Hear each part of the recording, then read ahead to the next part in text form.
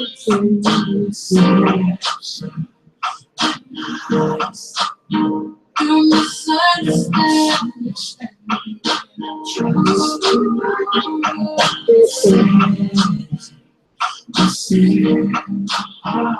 it. Excuse my shit. You young punks don't know shit about that, man. You fucking 90s babies. Anyway, I'm T Street Controversy. This is T Street Controversy Live, and I cover every single major fight live. Please subscribe, follow me on Twitter. All the links to my social media is right down below in the description box. There's so many things we're going to talk about. Now, of course, we're going to talk about Muhammad Ali, rest in peace, and the impact he's had on boxing and why I feel that he is the greatest of all time. We're going to talk about tonight's Fight of the Year candidate, Vargas versus Salido, which I have to watch again because remember, I watch the fights and I do my post-fight videos right after the fight when it's live. So what happens is I normally watch the fights again, the next day or after, I do my post-fight video. So watching the fight, it was a drawish kind of fight. But what I got to do is I got to go back and watch it again and basically form an opinion of who I think won. But that fight had draw written all over it. And Orlando Salido is a beast. Listen, even though he's got 13 losses, even though he's been stopped 5 times, if I'm correct, even though, in many boxing circles, he's considered to be dirty, still, he's a beast. He will give a lot of 130 pounds. He's not fighting at 126 no more. He's not making that weight. He'll give a lot of 130 and even 135 pounders serious problems. Now, as far as Francisco Vargas, he's good. Dude is really a Mexican warrior. He's really literally a Mexican warrior. But let's start off like this. Listen, when it comes to Muhammad Ali, he was 74 years old. And just to jump right into it, because I don't like doing like death videos or talking about, death too much. And truth be told, even though I was a fan, I kind of regret doing that Robin Williams video. But it's like this. But Muhammad Ali just wasn't good in the ring. He was literally a global icon. And at one point in time, the most famous person in the world. And I'm talking about in the world.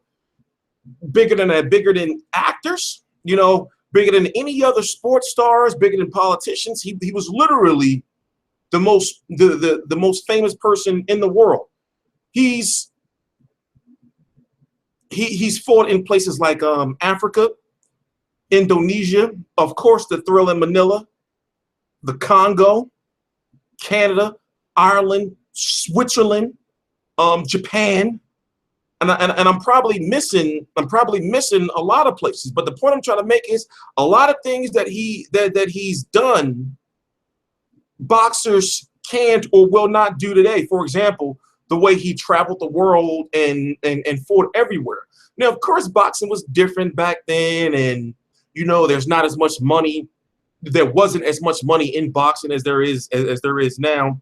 But still, the things that he's done sort of pioneered the financial resurgence of the sport. For example, he was the first fighter to ever make $1 million.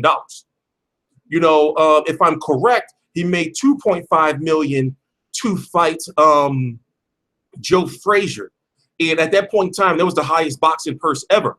But that $2.5 million back then, if I'm correct, is worth something like $13 million or something like that, today.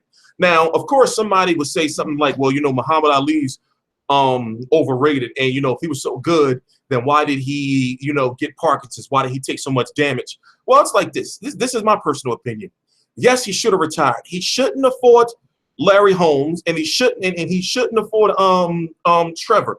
But his heart, him as a fighter, he consistently wanted to prove that he was the best in the world. Now, what we know about boxing today, and what we know about boxing injuries today and brain trauma and all that, boxing fans are much more educated.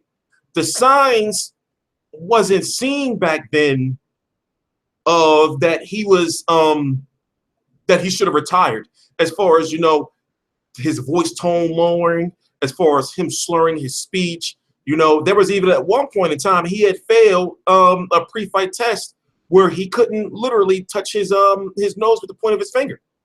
So, in my personal opinion, there were reasons why he's the greatest boxer of all time, because of things not only that he did in the ring, but things that he did out of the ring. And if you take away the Larry Holmes fight and the Braddock fight that he shouldn't have fought, he avenged all of his losses. He avenged his loss against Ken Norton. He avenged his loss against Joe Frazier. You know, and who else am I missing? There's somebody else that I'm missing that he fought early in his career. I'm missing a name. Let me look it up real quick. I got you, because it's going to eat me alive if I don't. It's going to eat me alive if I don't. Let's look it up. Hang in there. We're just going to get the Muhammad Ali stuff out of the way. And then we are going to talk about boxing, of course. So we're going to go look at his record. You can see that 56-5, 37 KOs, only been stopped one time. That was the Larry Holmes fight. Now, his first loss was Joe Frazier. Okay, he beat him. Then there was Ken Norton. He beat him. Leon Spinks. I don't know how I forgot Leon Spinks. But a lot of people may say that Muhammad Ali is overrated. Why? Is because they're too lazy to go back and watch the fights that he's fought in the past. And also, you have to understand that he was the first boxer that verbally sold himself, and self-promoted himself outside of the ring. You know, with all the talking and, you know, the annex and everything. He knew how to sell his fights. He was one of the first boxers, you know, during the growing media, television, radio age, to sell himself like that. Also, you have to look at the things that he's done, as far as at one point in time, he saved a suicidal man from jumping off of a building. Just so happened he was in the area. In a comic book, they had him beat Superman. He, at one point in time, I believe it was in 1990, where, you know, I remember my grandmother was watching it, where he helped negotiate the release of hostages from Saddam Hussein. The man has done so much. Even if you go and look at how he's being mourned throughout the world, he was a globally known, respected, and loved boxer. Now, I try not to bring up Floyd Mayweather when it comes to comparing him to Muhammad Ali, because I look at it like this. Comparing them two is like comparing Allen Iverson to Kobe Bryant. One guy's 6 foot, you know, or barely, about 5'10", Allen Iverson. Another guy's about 6'6", 6'7". So of course you would think, well, Allen Iverson is not going to the post, you know, because he's fucking 5 foot. Compared to Kobe Bryant, he has the ability to go to the post. So when it comes to Floyd Mayweather and Muhammad Ali, greatest questions, I look at it like this. Muhammad Ali tested himself more. Yes, you can say he was dumb. Yes, you can say he made mistakes by, you know, fighting too long.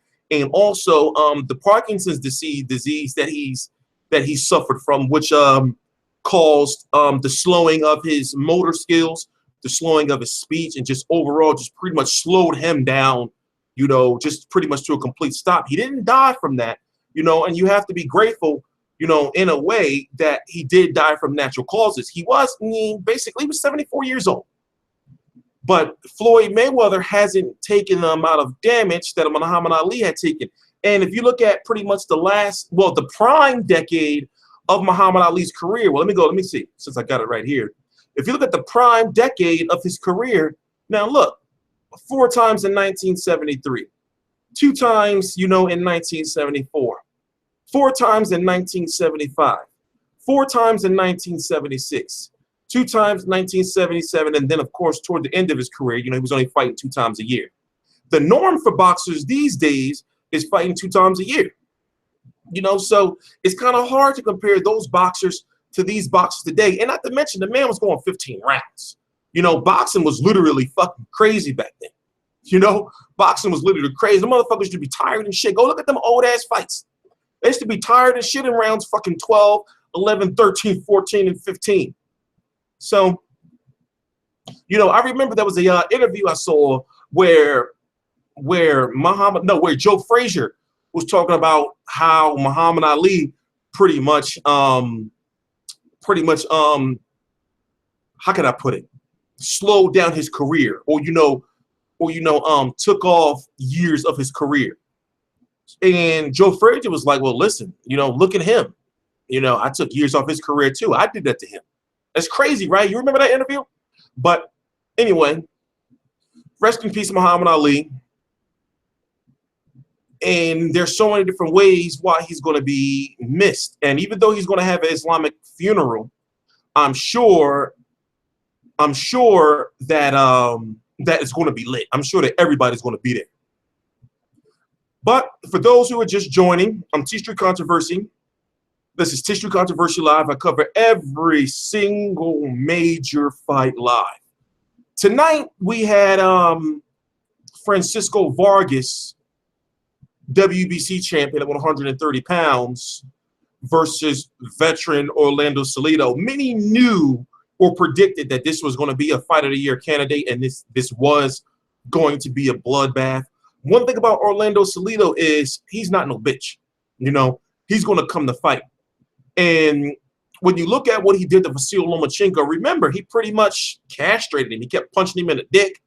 He didn't make weight. He pretty much, there was at one point in time, he had the belt, and he was literally, it was a photo, he's giving the belt to Lomachenko, like, listen, I fucked this 130 pounds bullshit. And I remember the build-up during that 126-pound bullshit. I remember the build-up during the fight. Orlando Salido, in interviews and everything, he was actually pissed and upset that he was being put against a fighter who at that point in time had, I believe only 2 wins, if I'm correct. And he was like, yo, this is disrespect putting me against this dude. And a lot of people, including myself, was kind of upset that Vasyl Lomachenko was getting a title shot, at that point in time, so early in his career. And then what did Orlando Salido do? He came into the ring, if I'm correct, he weighed in at 148 pounds, and he pretty much just bullied and took Vasyl Lomachenko to school. There was no controversy with that fight outside of Orlando Salido's veteran savvy moves as far as being able to get away with so many low blows. But it's like, listen, he gave Lomachenko like one of those welcome to boxing, motherfucker. Like, welcome to the big leagues, motherfucker. Type shit. But I look at it like this. You have Vasyl Lomachenko, who's taking on Roman Rocky Martinez, who Orlando Salido fought twice, who was 0-1-1 against. 0-1-1, 1 loss, 1 draw against, in 2 Fight of the Year candidates for I don't look like no fucking Ice Cube. I'm sick of people saying that shit. So I'm thinking, well, in my opinion, since Francisco Vargas still gets to keep his belt, I believe that he should fight the winner of Lomachenko versus Martinez in a unification, and then the winner of that fights Vasyl Lomachenko. Wait a minute, what the fuck did I just say? Am I confusing myself?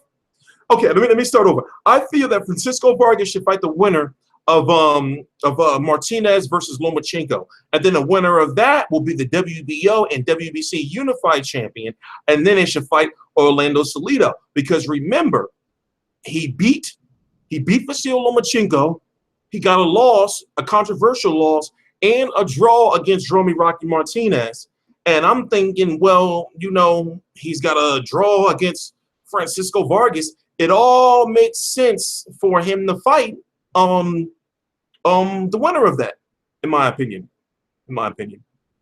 So when people are scoring the fight, it all depends on what you're looking for. Like, that fight was hard as shit to score.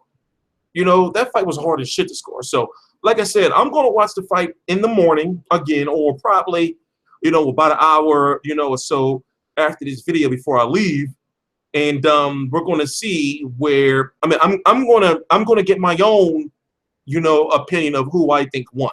But watching the fight live and doing a video live afterwards, I believe that it was a draw, it was a draw to me. It was a draw to me. Old school, don't do shit like that. You're going to get booted. That's just like comment. For one, you got a bullshit ass fucked up channel. You got 1 subscriber, bro. Don't do that. This is like whack. No, I didn't see the flyweight fight this week. I heard about it, you know, and I know Ruin.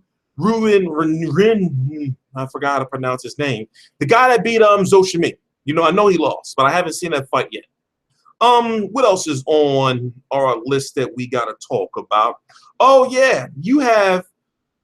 Now we're going to talk about a little bit of UFC, but it's boxing related. You have Conor McGregor, who's going to be fighting Nate Diaz. You know, Conor McGregor has been heavily rumored to be fighting Floyd Mayweather in September.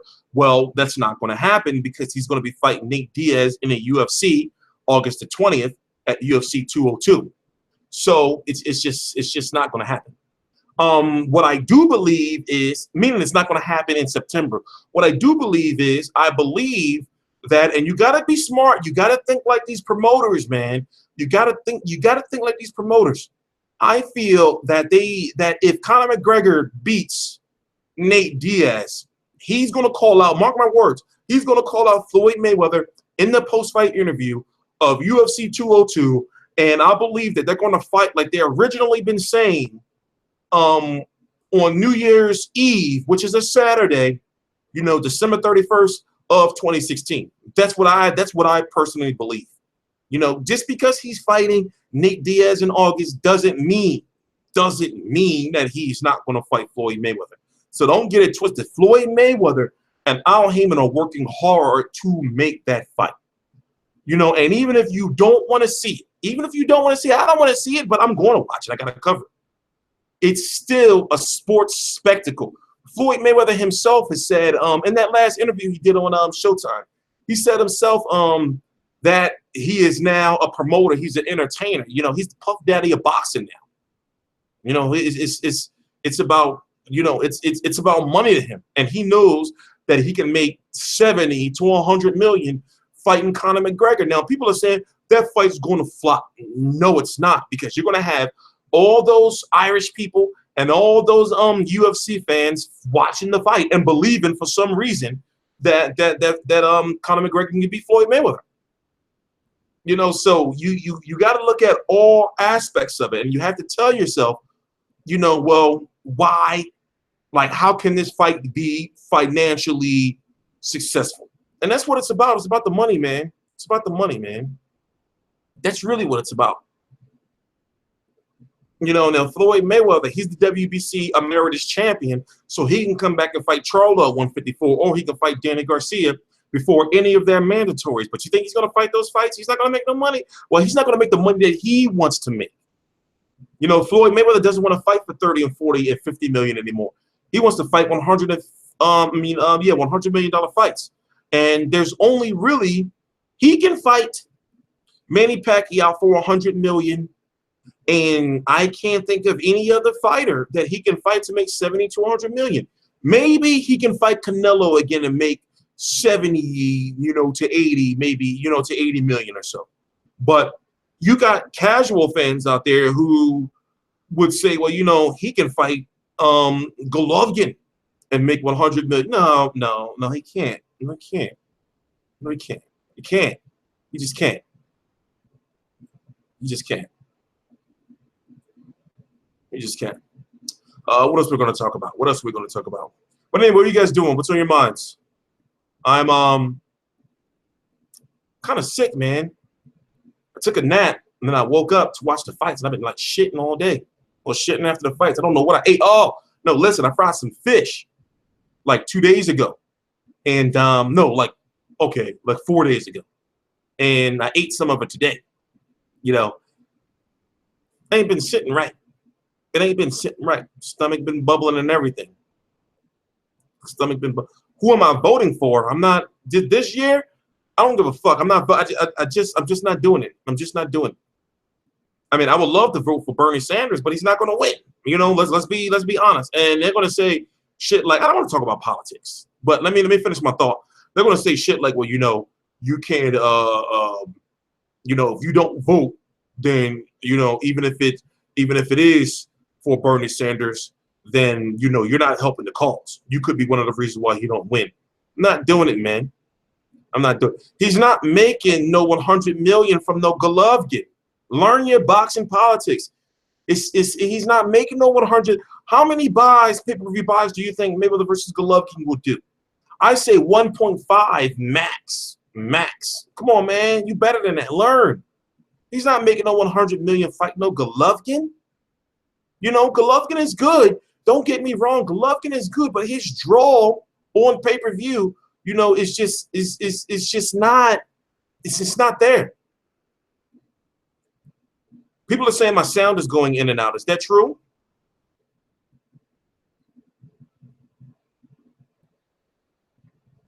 But anyway.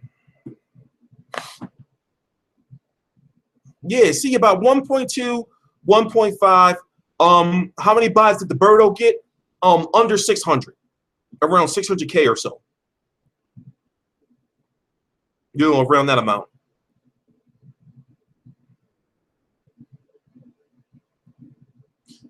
Deontay Wilder is rumored to be fighting Chris Arreola. The rumor is that he's going to be fighting July the 16th. The WBC has allowed him to fight a voluntary until they get the whole Alexander Povetkin situation sorted out. And of course, if you don't know, according to VADA and according to the promoter of Alexander Povetkin, Alexander Povetkin passed a May 17th drug test and it came back clean. So there's also the fact that the drug that Alexander Povetkin took wasn't banned until January the 1st, but they gave you until March the 1st to have it completely out of your system. The issue I have with it is this. Now, I know mistakes happen. I know, you know, that he did pass his final drug test, which should you know, stay. But I'm thinking, well, how did he pass those drug tests before April 17th? I believe that's when they gave him the drug test that he failed, and then passed one afterwards. Now, one thing I pointed out before is his promoter is a billionaire. His promoter is a billionaire. A billionaire. You know, and the WBC would make a lot of money off of Wilder versus Povetkin in sanctioning fees. Wilder was set to make almost $5 million, like 4.6 or something like that. Remember, the first bid was over $7 million that Rob Binsky, that's the promoter of Povetkin, bid. So it would have, and he would have bid much, much more. You know, he would have bid up to maybe $20 or $30 million for that fight, for his fighter. That's how long his money is. So I question sometimes, you know, like how much did his money come into play? And also when it comes to Russian boxers, they have, you know, Russian athletes in general, they have a bad reputation. You know, me, I'm an Alexander Povetkin fan. But me looking at the facts, I'm just wondering, you know, how did this happen? Now, the WBC, the IBF, and the WBO, and of course the WBA are going to be releasing their updated rankings this upcoming week. And they're going to be releasing their rankings within this upcoming week. And I'm interested to see who's going to be in their rankings. And I expect for Deontay Wilder's opponent to appear. But if Alexander Povetkin is still on those rankings, then that means he's still going to be the #1 contender for Deontay Wilder. And truth be told, I personally feel that the fight is going to happen. You know, because if the WBC wanted to suspend Povetkin, they would have done it already. You know, it's going to happen. It's going to happen. But what time is it? What are you guys up to? I want to talk about what news are we missing? Danny Garcia is not fighting Mayweather. Mayweather's not fighting Danny Garcia. You know, and he would literally he would give Danny Garcia, well, he won't knock out Danny Garcia, but literally he'll give Danny Garcia a boxing lesson. And remember, I'm from Philly and a Danny Garcia fan. I'm just keeping it 100. I'm just keeping it 100. So we're gonna move on to the Liam Smith situation, who is rumored to be fighting or to be in the running to fight Canelo Alvarez. Now, here's the thing. The WBC is, I mean, not the WBC, the 154-pound division is kind of weak. You know, it's not really any really major big names. But as I said, within the next week, they're going to update these rankings. Now, Liam Smith, WBO champion, 140 pounds, I mean 154 pounds, for Predrag Razanasevic, you know, earlier today, stopped him in the second round. And if you look at the rankings, remember, if you're a champion, you can only fight somebody ranked in the top 15. So you look at Demetrius Andrade, you would say, people are saying, well, you know, why didn't he fight Demetrius Andrade? Demetrius Andrade is fighting on June 11th on the undercard of Molina versus Provisional card versus Molina. He is fighting Willie Nelson. So that fight pretty much wasn't in the picture. Miguel Cotto, we don't know what the fuck he's doing. Miguel Cotto really literally is trying to fight bullshit fights. Miguel Cotto is really on some bitch shit. I'm not even gonna lie. He's not challenging himself. He's trying to fulfill this Rock Nation contract because if I'm correct, he's scheduled to make somewhere around a guaranteed $12 million for his next fight. So he's trying to fight somebody not only that he can beat, but is also a good name. He's not trying to fight a fight that he can lose. Now, when you look at these names, do you know any of these names? Like Alexander, you know, Spyro the Dragon, Yuki Nonaka, Johnny Cochran. You know, do you know these names? Now remember, these are the only guys he can fight. You got Charles Hatley, who's the WBC #1 contender, basically for Jermell Charlo. You got Julia Williams, who's the #1 contender for Jamal Charlo. They got to have that deal done within the next 90 days. You got Michael Sora. We don't know where the fuck he's been. You got Ahmet Patterson, Liam Williams, Stephen Hovath, Dennis Hollywood Hogan. These Frank Warren loves these type of fights because, listen, he can say, well, listen, who else are we going to fight? The other guys, you know, don't want to fight us and all. They want to come to the UK and all that shit. But when it comes to what Canelo is going to do next, you should know Canelo's not going to go nowhere near Jamal or Jermell Charlo for multiple reasons. You know, one of the main reasons is because of the lawsuit that Golden Boy Promotions has against Al Heyman, who advises both of these fighters.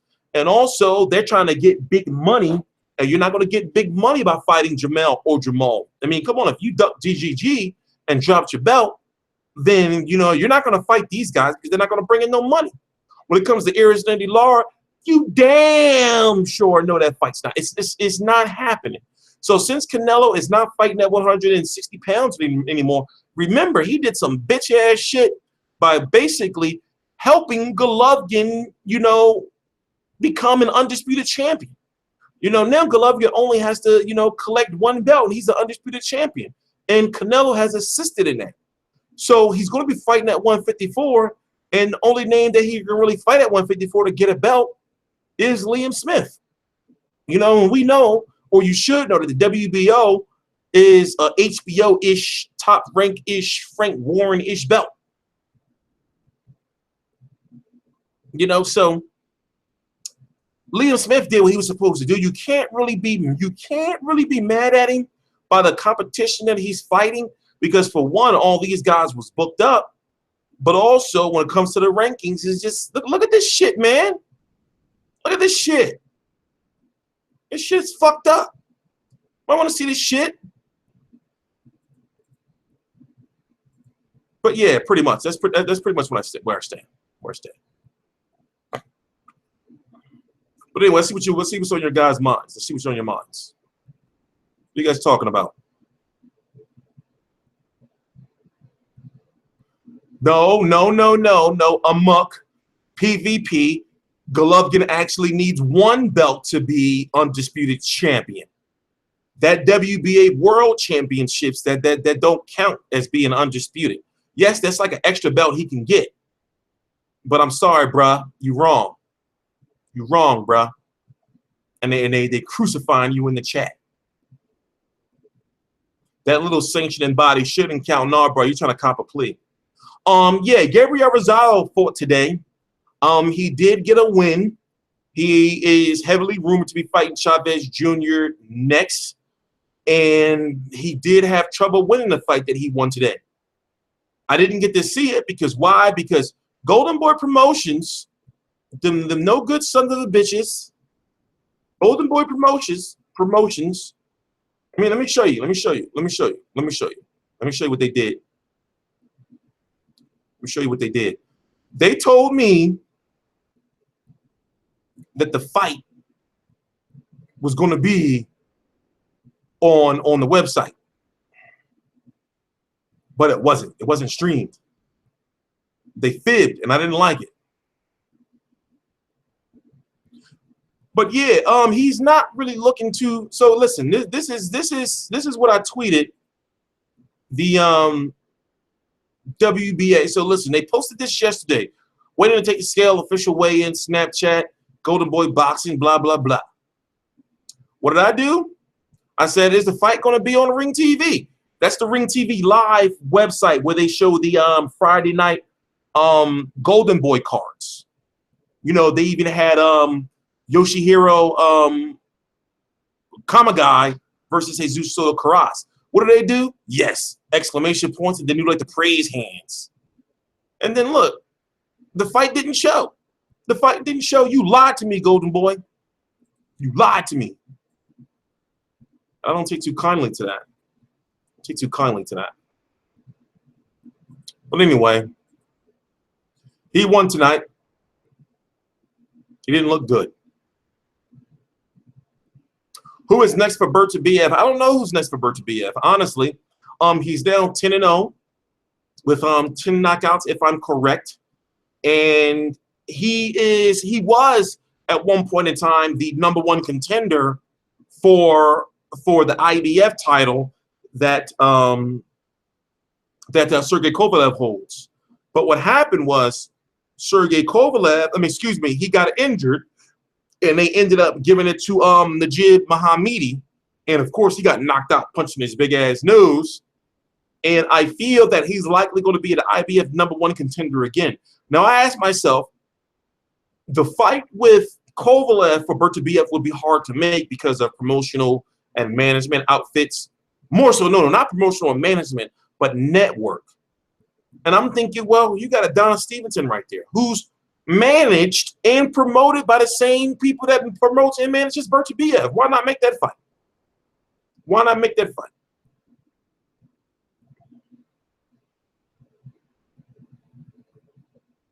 No, it's not a good sign. Just because Adonis Stevenson was there, it's not a good sign.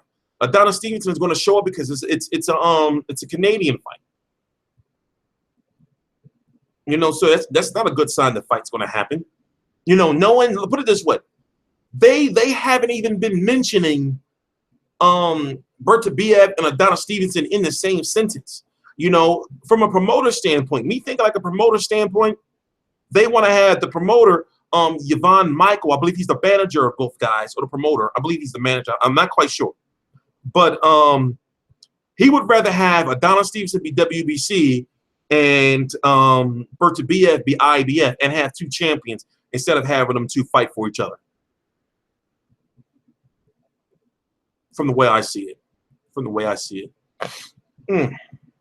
But for those who don't know, I am launching a website at the end of July. I want to have it done 2 weeks before Frampton versus or Santa Cruz versus Frampton, so I can get my credentials to go to that website. People have been, I told you, Demetrius Andre, yo, you a casual? Demetrius Andre fighting next week, man. This is shit you're supposed to know. But launching the website, and I have been in heavy research because why?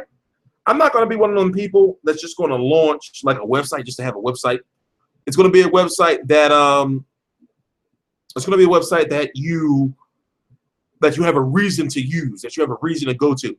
Now, I haven't been doing videos like that for several months now. Why? Is because one reason is I got tired of people stealing my shit. You know, where I'm from, they call it, you know, swagger jacking. And when they jack your swag, it's like this.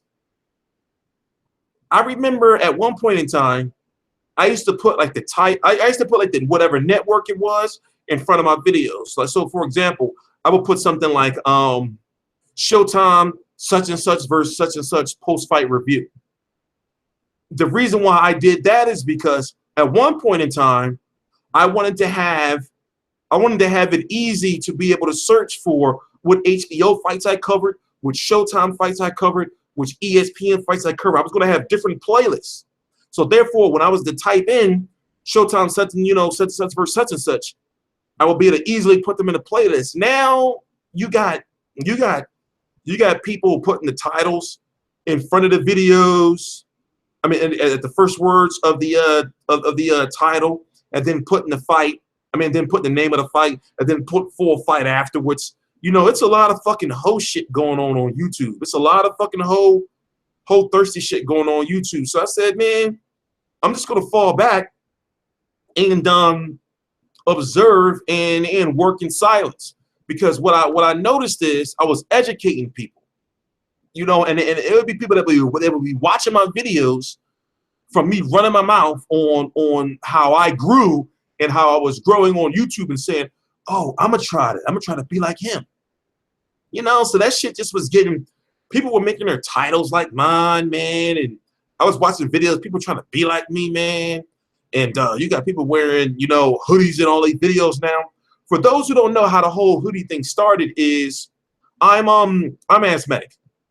So what it is I do my videos in a controlled environment. You know, so what it is right now it's a cool, crisp 64 degrees in here right now. And instead of I will be like, even though like I got asthma, I will be cold. So therefore I said, well, I'm gonna put my hoodies on, you know? And that's how it all started. But man, you know, also you have what I do is also like kind of rare. There's not too many people who cover boxing that actually show their face, like actually do a live video with the person and not the fucking different screenshots flashing across the screen and all kind of shit like that. People be scared to show their face. So it was just so many reasons why I just said, man, I'm going to just stop, slow down. And then at one point in time, for example, like money on YouTube is not as good as it used to be. It's not as good as it used to be, you know, years and years ago. So what it is you have people who need the money. You have people who resort to hoe-ass tactics to kind of like boost their views. And I just honestly I got sick of this shit, man. I got sick of this shit. No. I'm not talking about 78. I'm a big fan of 78 Sports News. That's different. That's different. That's different. But there's just, you know, it's just like I guess I gotta say is I was never really accepted in like the YouTube boxing community. But what I noticed is it's just a lot of fucking hoe shit going on. Also, you got people who allow their egos to get involved in their boxing reporting. You know, you got people who just make shit up, you know, just try to get their point across. You got people who interview boxers and try to fucking flip their words around and shit. You got the fucking racist, you know, that just everything has got to be, you know, everybody trying to hold the black fighters down, you know, like it's just, you know, YouTube is fucked up. You know, there was a couple of times where I thought about just leaving, just going to fucking Daily Motion or some shit. But yeah, you know, when it comes to like what I want to do is everybody has their own bias. But when it comes to me, I want to be the most non-biased boxing entity there is. You know, I want to just be cool with everybody. I just want to be cool with everybody. You know, so even when I interview the boxers, you'll never have me being one of those people that when I interview a boxer or I interview a promoter, I get an interview and I'm all nice and you know, all kissing their ass. But then when I go back and do my videos, I'm like, yeah, there's such and such as this and that and all kind of shit like that. Nah, man. Nah, man. But now I'm pretty much back. Starting on Monday, my goal is starting on Monday to put out 30 videos next week. 30 videos next week. And I want to get back to the way things were. As I said, I'm getting an office. I'm getting an official, you know, nice, you know, workplace. I'm investing in, you know, graphics. The website itself is running me a few $1,000s. And you know, it's going to be like I really don't want to go into too many details until it's officially done, because people gonna just steal my shit, man. People gonna steal my shit. Now, for the people who've been around since the very beginning, when I used to drink and all kind of shit on video, you know what I'm talking about. You know what I'm talking about. This YouTube shit is people just don't have no fucking creativity no more, man. They just don't have no creativity no more. Shit is fucked up. Shit is fucked up. Shit is fucked up. But like I said, when it comes to, you know, other boxing channels and things like that, I respect what everybody does. You know, it's like, if that's the way you get your living, I mean, if that's the way you make your living, that's the way you make your living. But at the same time, it doesn't mean I have to like your shit. You know, I'll shake your hand, be cool and humble, but it doesn't mean I have to, you know, like your shit. Yeah, people ask me all the time, like, when is the stripper coming? Listen, to be honest with you, the stripper only calls, she wants $200. I told her I was going to give her $3. Now, I don't want to call her stripper because it's kind of disrespectful. She might get mad. We're going to say exotic dancer. She's coming. I just had some shit to take care of, and plus I want it to be special. Like, it's not hard to get it. I'm a pretty creative dude, you know, and I like music. I can have the music playing and having her shaking her ass, but it's not about that. It's not about that. I wanted to be kind of artistic. I wanted to be kind of artistic. You know, so I'm gonna look at it like this. Like, once I get my set, you know, and I'm in my office and everything like that, I want to have, like, before I do these live streams, I want to have like a musical band and shit, like fucking David Letterman or something. You know, have a little band playing before I come on.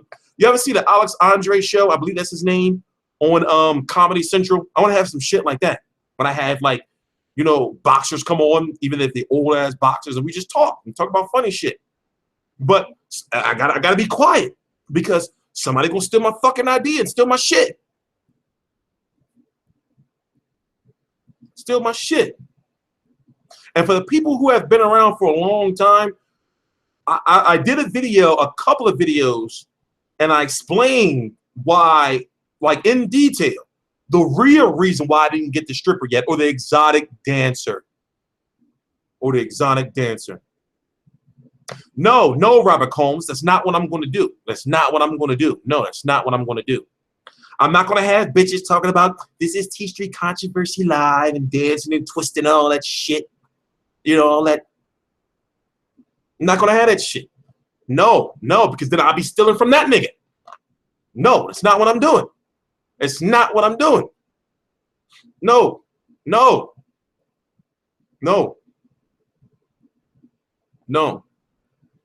not. You know, my goal right now is to be, you know, different. My weight fluctuates. For those, once again, for those who have been watching me for all these years, you should know my weight fluctuates. I have asthma, so during the spring and summer, my weight is usually, I'm usually a lot heavier.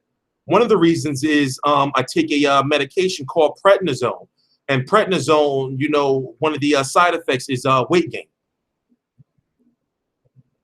One of the side effects is weight gain.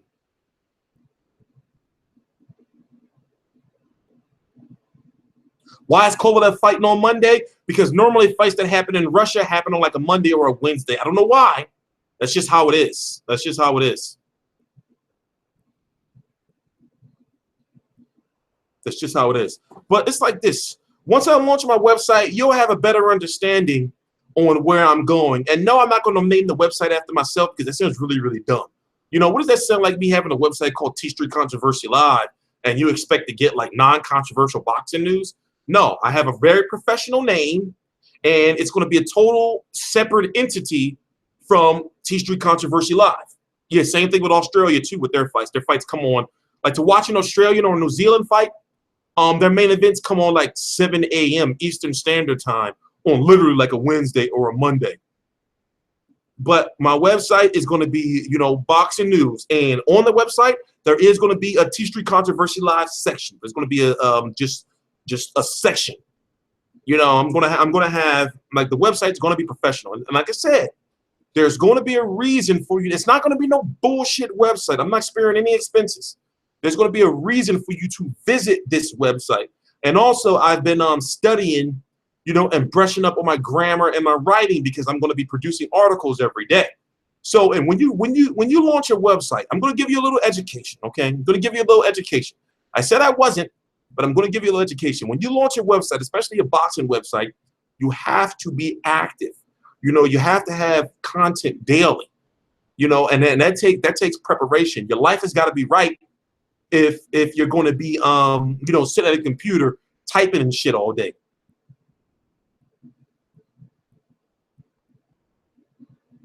You know, so yes, I am going all out with this because it's literally like I've been covering boxing for almost 6 years now. I've been covering boxing for almost 6 years now. 2 years starting August the 4th on my own. Like this channel was 2 years old. People give me shit sometimes. They say bullshit like, well, you know, such and such has more subscribers than you. Them niggas been around longer than me. You know, and plus I'm not over on the West Coast where all the fights are. I'm not saying, you know, that I can't get the fights in New York and everything. I've done a lot of fucking amazing shit with interviewing the people I've interviewed, you know, just over the little bit of time that I've been here. You know, so like I said, I got major plans. Like me taking this break and not doing videos and all this shit. I know all the boxing news. I know everything that's going on. I know everything that's going on. You know, but I'm just not doing videos. Why? It's because I want something different. This is the time. I'm going to be 33 this year. This is the time where it's like it's either make or break. It's either make or break. It's either make or break. What do I think about pros being allowed into the Olympics? I think this is bullshit. Because here's the thing. You do have fighters that join the Olympics when they're, you know, 25, 26, 27, 28. But what it is it's the experience that pro fighters bring to the Olympics. That's the advantage that they have. For example, you had Lennox Lewis say, you know, you had Lennox Lewis say that 1997 Lennox Lewis would destroy Olympic Lennox Lewis because of what he knows, you know, what he's learned from being a pro. You know, I don't believe that that a pro should be allowed into the Olympics, especially if you're a pro that's been in championship fights. I don't believe it. I don't believe it should happen. Yeah, it looks like Manny won't fight again. Bob Arum is optimistic that Manny will fight again, but since Manny is now Senator Pacquiao, he doesn't know what his schedule is like yet. Now, when you're a politician, of course you're busy, but he doesn't know how he'll be able to fit training into his political schedule. That's the issue. Manny would fight again. Bob Arum would have Manny fight again, but it doesn't. It's not known how it will factor into to him to, you know, his political, you know, positions. But, you know, like I said, I'm not really, you know, into, you know, bashing other channels. Hey, listen, do what you do, and do what you do. But I just look at it like this: there's too many egos and you know, agendas like with the boxing media these days, especially when it comes to. And don't get me wrong, I'm black, but you know, there's Like there's especially like too much shit going on when it comes to everything that goes wrong with a black fighter has got to be racially motivated. Don't get me wrong. That's fucking racism in boxing. There's fucking racism in boxing. But it's not like people try to make it out to be. It's not like people try to make it out to be. You know, people just go too fucking far with that shit. Of course I'm copyrighting everything. I told y'all that I'm not sparing any expenses. I'm not sparing any expenses. Any expenses. You don't have to tell me. You don't have to tell me none of that shit. I know already. I told you. I'm researching it and working for hours to make sure I'm doing my shit right. Making sure I'm doing my shit right. Like, listen, it's literally been like damn near a year where I haven't been doing videos consistently. But I am going to do things right. But like I said, I just want to bring something to the sport that's really kind of missing, because what it is you have a lot of new media members like myself. I'm talking about, when I say new media members, I'm talking about new media members that's only been, you know, media members for about 2 or 3 years. In a way, they're not helping the sport. And the reason why they're not helping the sport is because of their bias and somewhat racist views. You know, because what it is there's a lot of misinformation that's being given by these sources. Or what it is if it's not misinformation, they are picking and choosing what they tell you.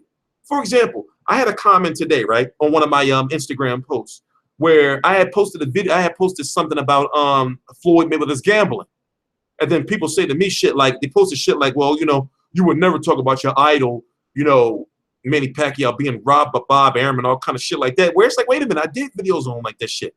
I did videos on Manny Pacquiao's tax problems. I did videos on how goddamn Manny Pacquiao was a no good sinning cheater, cheating on his goddamn wife. There's even a rumor that he got a love child out there. I've done all that shit, but see what it is people only want to believe what they want to believe. And it's kind of like brainwashing like going on, you know? It's kind of like it's bad, man. It's bad. But like I said, the biggest reason why I slowed down and stopped doing videos as much as I would, because I wanted to be different. I wanted to be different. You had people stealing my shit, and also you got big name boxing channels or channels that have more subscribers than me that do hoe shit. You know, that do hoe shit. It's like, damn, nigga, you really that thirsty for views? And excuse my language, but it's just like, man, this shit is fucked up. Shit is fucked up, man. Shit is fucked up, for real. For real. You do have good channels though. You have channels like IFL, you know. You have channels like Fight Hub. You have channels like The Boxing Voice. You have and I'm talking about like media channels that do their best to, when they're interviewed and when they're doing their videos, they try their best, you know, not to be to be biased, I guess, if that makes sense. You know what I hate the most is, and I was trolling people when I was doing it myself. When I was doing like my I hate when I see big name channels resorting to the full fight bullshit. Because there's a okay, I'll share this with you. I'll share this with you. This is something that you should know.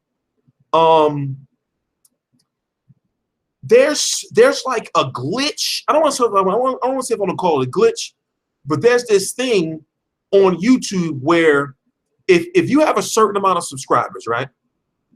And if you do a video and you put like full fight or some shit like that, your video is going to be higher in the search engine, so which means you're going to get higher views. But the thing is, you may get higher views, but you're going to get a lot of dislikes because people, when they search on YouTube for fights, now YouTube was never made for fights, you know. But there's a lot of people who are still uneducated on how YouTube was made, you know, or what YouTube was for. So what you do is you have a lot of people who are now doing the whole full fight shit. And you'll get good views, but what happens is, what do? They disable their like bar. They disable their like bar because they may have, you know, a good amount of dislikes, maybe 500, 600 to 1,000. But I guarantee they probably have like 2,000 dislikes. Shit is fucked up, man. Shit is fucked up. Shit is fucked up. But no, it's not just about the way you tag your videos. It's like, you know, when you have a certain amount of subscribers, like YouTube, you know, helps you out. They give you an extra promotional push. They give you an extra promotional push. Now, when it comes to your tags and everything, you can put whatever you want in your tags. You know, but when it comes to your titles, that shit like really matters. So what I did was, I remember, I used to put, my videos used to be like, they used to be like, if it was a fight that happened on Showtime, I'm just going to throw out an arbitrary title. It used to be Showtime, Mayweather versus Maidana, post-fight results. All right? Then I noticed that I would see people putting Showtime, Mayweather versus Maidana, post-fight results. So I said, okay, all right. Instead, I started putting Mayweather versus Maidana, post-fight results. People started doing that shit. Then I started putting shit like, you know, these are arbitrary Mayweather versus Maidana full post-fight results. Because why? Because I don't do like 1-2 minute videos. I'm giving you the full post-fight, and even majority of my videos, I'm giving you the post-fight interview. You know, and then people started stealing my shit. So I just got pissed, man. I just got pissed. I said, man, people fucking taking my shit. Like, damn, what the fuck is going on, man? The fuck is going on?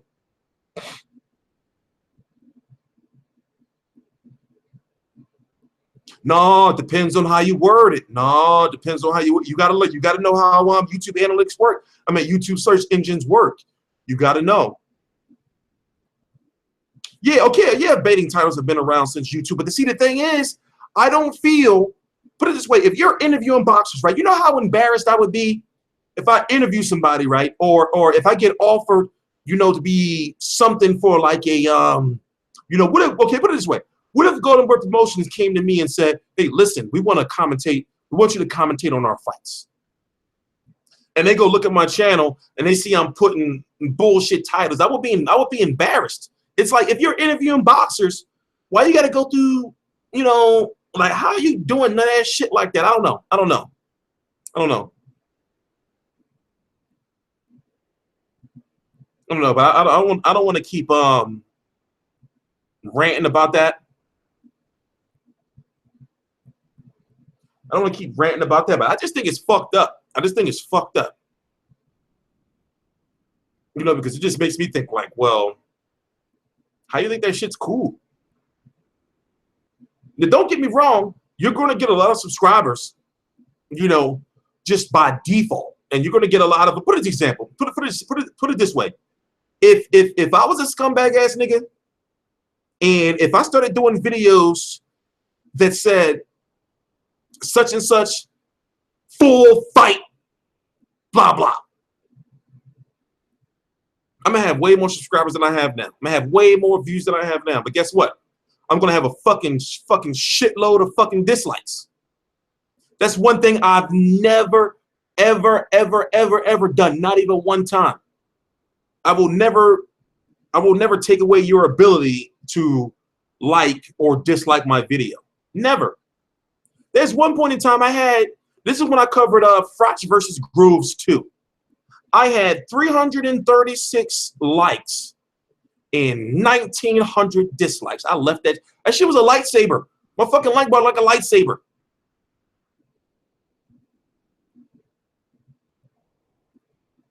What's my most favorite boxing movie? Rocky 4. Really, truth be told, Rocky 2, because the story and you know how he won.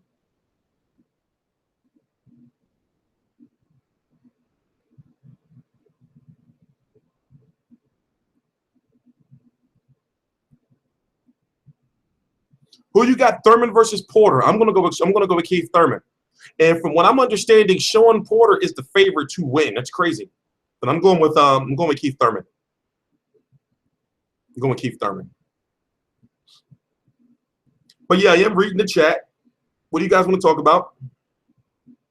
I will never play no fucking Ratchet and Clank. I'm not playing no bullshit. I don't play those fucking bullshit ass fucking magical Fox games and shit. I'm playing right now. This is my current game rotation. You know, I'm old school. I play Fight Night Champion on 360, NBA 2K16 on PS4, Fallout 4 with all the DLC, and Black Ops 3. That's my rotation. That's my rotation. I'm not playing no Ratchet and Clank, bruh. I can't do it. I was watching somebody play that shit on Twitch. I can't play no games like that, man. I need blood and guts and gore and shit. I need real shit going on. I need real shit popping off in the world. But what I'm gonna do is I'm gonna listen to some more Cupid. I'm probably gonna get not paid for this video because of the copyright of me playing Cupid in the background. But I'm gonna take a little break because I gotta take a piss. I'm T-Street Controversy. I hope I don't gotta take no shit, man. Like I said, I've been shitting all day. Something's wrong. I cooked some fish. I fried some fish like 4 days ago, and I ate it today. And it's just it's not sitting right. It's not sitting right. It's not sitting right. Yes. If you don't know, also I forgot to talk about it, but we're gonna go into more detail when I come back. Al Heyman and Top Rank have settled their lawsuit. They are going to be making fights. In fact, from what I'm hearing, listen to me carefully. They are working on fights currently. Al Heyman and Top Rank are working on fights currently. They will have a card sometime this year. Will GGG fight Laura? One thing, okay, we're going to talk about that. We're going to talk about that. We're going to talk about that. I'm going to talk about that. But what I'm going to do right now is I'm going to put on, let's see. Here, watch this. Yeah, here, watch this. I don't know if y'all can hear it or not. Hold on. I'll be right back. All right, that's muted. Play that.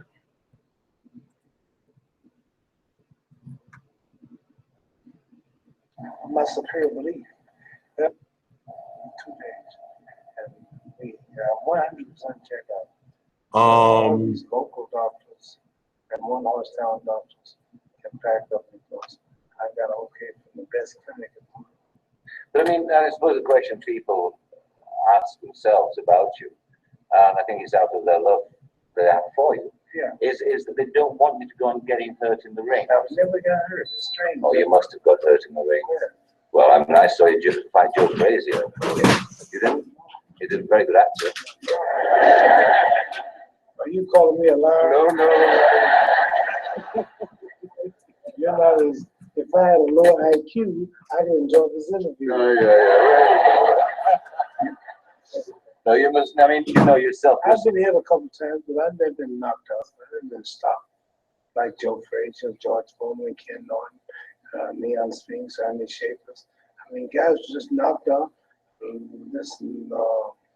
mean, out for the count of 25, if they counted that long.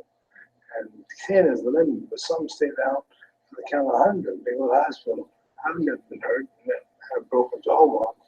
But otherwise, I've never been beat. Even in the homeless fight, I wouldn't just be that bad. They stopped to fight people, and I wasn't looking good and wasn't feeling right. I mean, are you serious about wanting to fight Holmes again? I shall return. You shall return. You heard me, did you? I heard you, indeed I did. I mean, but... Well, first I'm going to prove and qualify.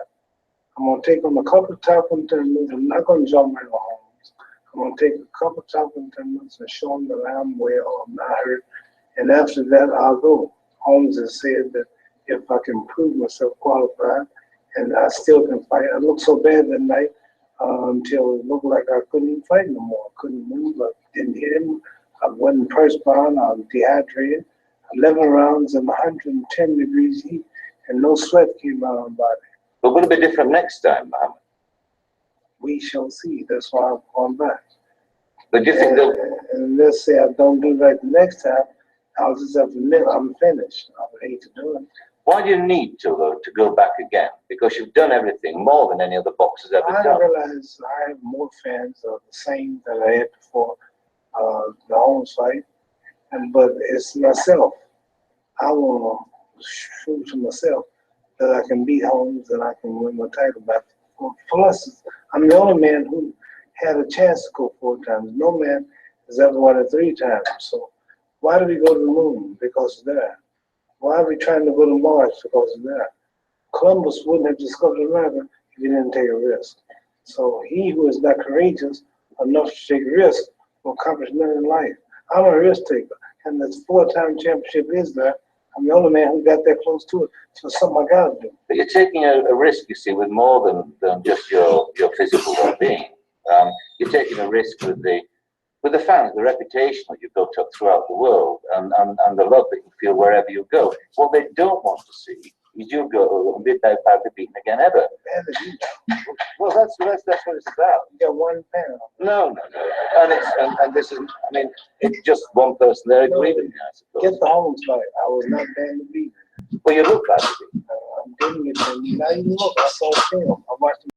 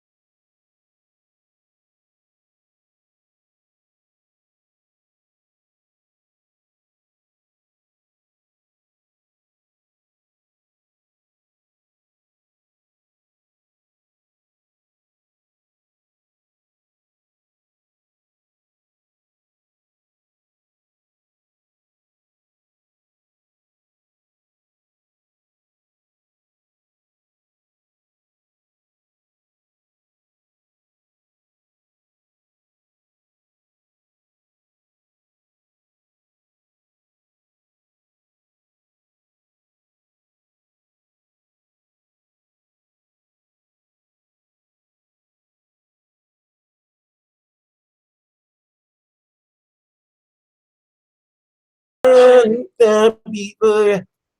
used to be in a choir in 5th grade. 5th grade. Anyway, what were we talking about? Oh yeah, we're going to be talking about Heyman, and yeah, I did already. Shit's popping. Shit's popping on Asthma Tip. Al Heyman and Bob Arum have settled their lawsuit. When they settled their lawsuit, there was a confidentiality agreement, which means that they came up with something behind the scenes, you know, that basically was saying that how can I put it? That basically it left things open that they might work again together in the future. Well, they will be working in the future. Bob Arum did an interview and basically confirmed it, but what Bob Arum said in the interview is that he wanted to keep his mouth shut because he felt if he would have said something, he would have been betraying the trust of Al Heyman and you know those guys.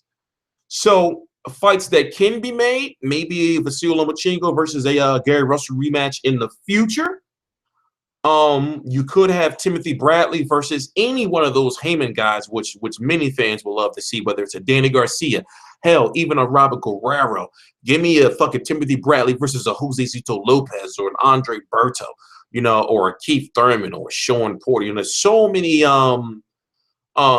fights for him. Also, big fights for Gilberto Ramirez, who can fight any of the Darrell brothers, and depending on if he fights at 175 or not. Do I think they're going to make Maypac 2? See, the thing about Mayweather versus Pacquiao is there's too much bullshit as far as political, you know, shit that has to happen for that fight to happen. For example, both networks have to work together again, and that's a headache. Now, Top Rank is currently being sued by, or vice versa. I believe Top Rank is currently being sued by Showtime because of some shit that wasn't paid for. So it's just too much of a difficult fight to make. You know, it's just too much shit. Yeah, I heard about Brock Lesnar coming back. Brock Lesnar has a serious, you know, he had a serious injury. And I'm wondering that if Brock Lesnar can take, you know, the damage of being, you know, punched in the stomach or kicked in the stomach. Go look it up. Go look it up. He has some type of I forgot what it was, but something was going on with his intestines and his insides. And I'm wondering, like, can he take, you know, a nice stern kick or punch to the gut? But yeah, when it comes to Mayweather versus Pacquiao 2, it's like this. The money's there for both fighters, but see, the whole networks coming together thing, that's a big issue. You know, that's a big issue. And also, I would honestly, I've said I would want to see the fight, and people would say that they don't want to and they wouldn't buy it. You would buy it. Mayweather versus Pacquiao Mayweather versus Pacquiao 2 would still be the second, third, at least top selling pay-per-view of all time.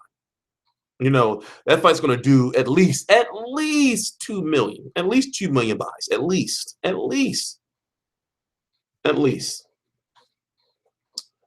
But yeah, what other topics are we supposed to be talking about? Whatever topics are. You want to go see how fucked up my Twitter is? Let's go see how fucked up my Twitter is. Let's see what they're talking about. By the way, follow me on Twitter, T Street Controversy, T Street Controversy Live. I cover every single major fight live. My Twitter be popping. I haven't been on Facebook like I used to because I just basically been building up my Twitter. You know, so let's see. Let me see here. Let's share. Let's see what's going on Twitter, and we're gonna talk about it.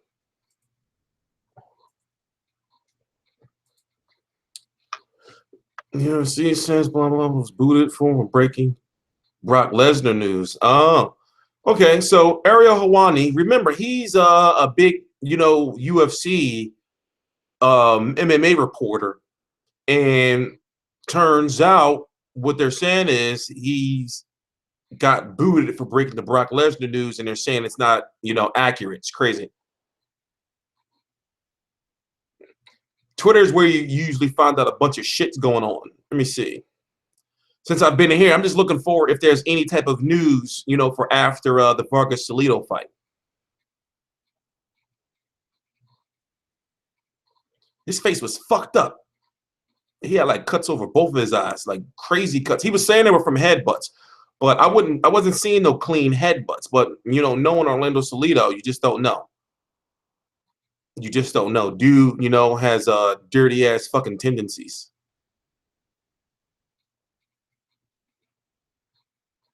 Damn, Ariel Helwani. That's actually big news if anybody knows who this dude is. That's big news. He jumped the gun. But did anybody tell him not to break the news is the question. That's the big question. Muhammad Ali did beat Superman in this comic. Rest in peace, bruh. Did you hear what his daughter posted? That she said that you know, all family was whispering in his ear that you know you can go now, and all his organs had failed except for his heart, and that his heart kept beating for 30 minutes. If that is true, which I don't think she would lie about it, You know, that's just a testament to the man's career about, you know, just how much heart that he had. So far, nothing's going on. So far, I don't see. Oh, Artur BF fought tonight and beat up some fucking guy. You know, it's good to see that PBC on ESPN is back, though. That is good. But even though he's just 10-0, people are saying he should move up in competition. It's hard for me to say because he's just 10-0. You know, it's hard for me to say because he's just 10-0. Look at this fucking guy. Remember they had the little cameras and shit that you used to have to wear, you know, on PBC.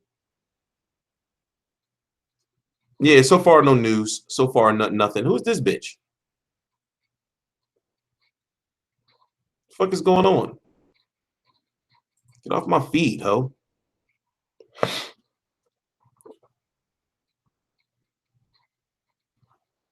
But anyway, Salido was rubbing his head stubble in those cuts. You know that's actually a common technique by boxers. Remember what Lennox Lewis was doing with his braids against Vitaly Klitschko? He kept rubbing his those rigid braids, those jagged, rigid braids, dreads in Vitaly Klitschko cut.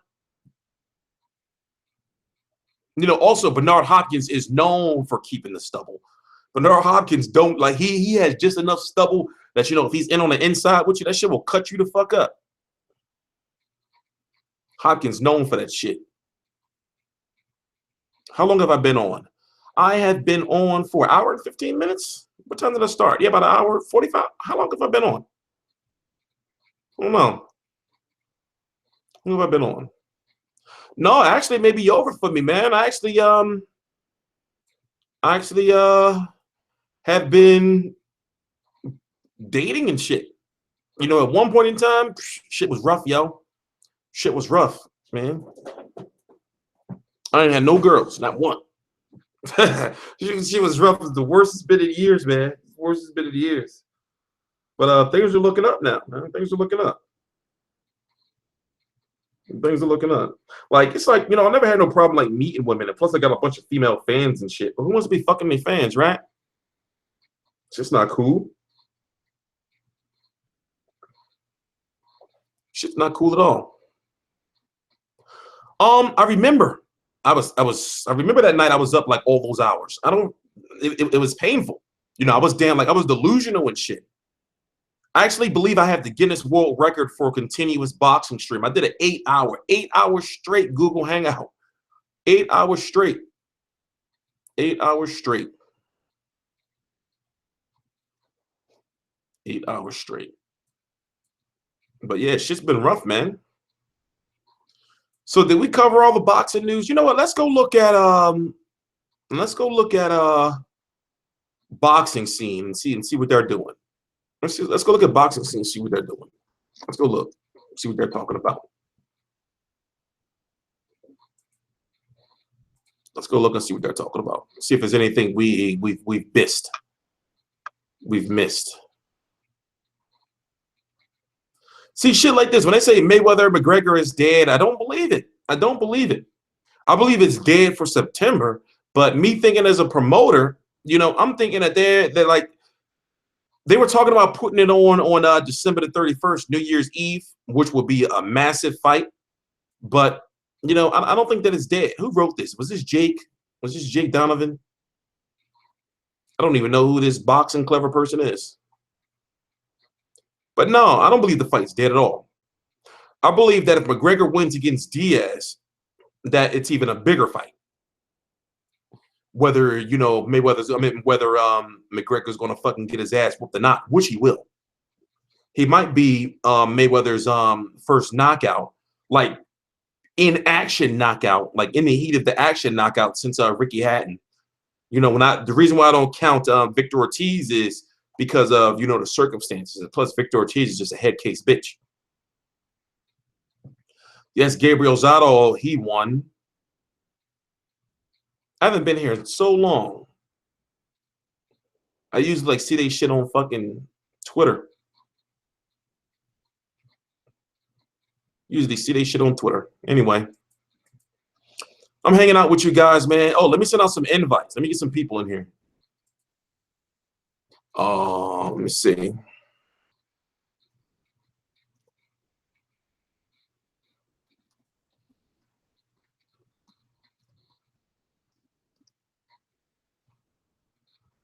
If anybody wants to join, you can now join.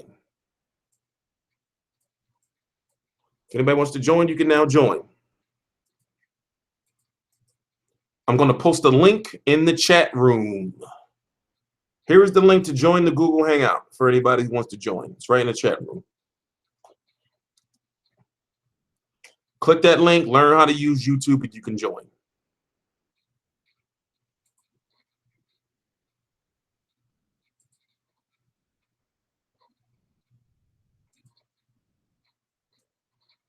All right, I'm going to read the chat room, see what's going on. Ready for Thurman Porter? Yes, I am. Vargas Salido, we talked about that. Did I see the Gabe Rosado fight? No, I did not, because it wasn't televised, and it was supposed to be on the Ring TV website, but, you know, they bullshitted. Golden Boy Promotions lied to me. Mr. Tap, I know he tapped quick as shit. Remember, on that same UFC card,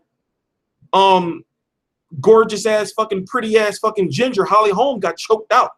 Bitch passed out. But then fucking Conor McGregor tapped quicker than a motherfucker. I don't mean to call you know, Holly Holm a bitch. I'm saying that in the most sexiest possible way possible. She is sexy with that long ass hair. I put that work in. Yeah, Holly got choked out. Holly passed the fuck out. Holly a savage. Holly a savage. Yeah, I didn't like that. I didn't like what Ring Magazine did with Ronda Rousey. I didn't like that at all. I didn't like that at all. That shit was whack. Big tapper. Yeah, Holly Holm was asleep. Like, listen, I'm gonna pull up Holly Holm picture. Holly Holm was asleep. She did not tap out. She went out on her fucking shield. She went out on her fucking shield. And the thing about it is, she was winning the fight. She was whooping Miesha Tate ass. She was whooping Miesha Tate ass. She was asleep.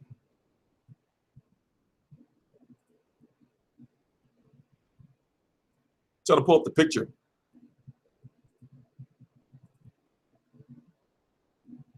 She was asleep like shit.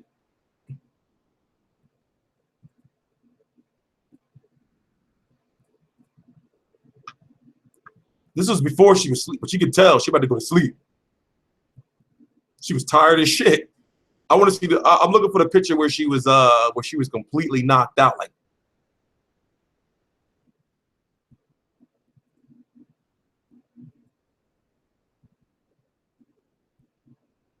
come on, man, with this bullshit.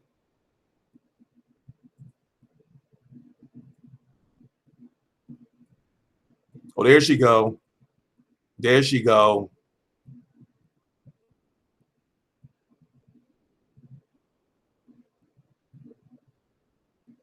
I don't know if I want to play this. You're going to give me shit. I'm not going to play it.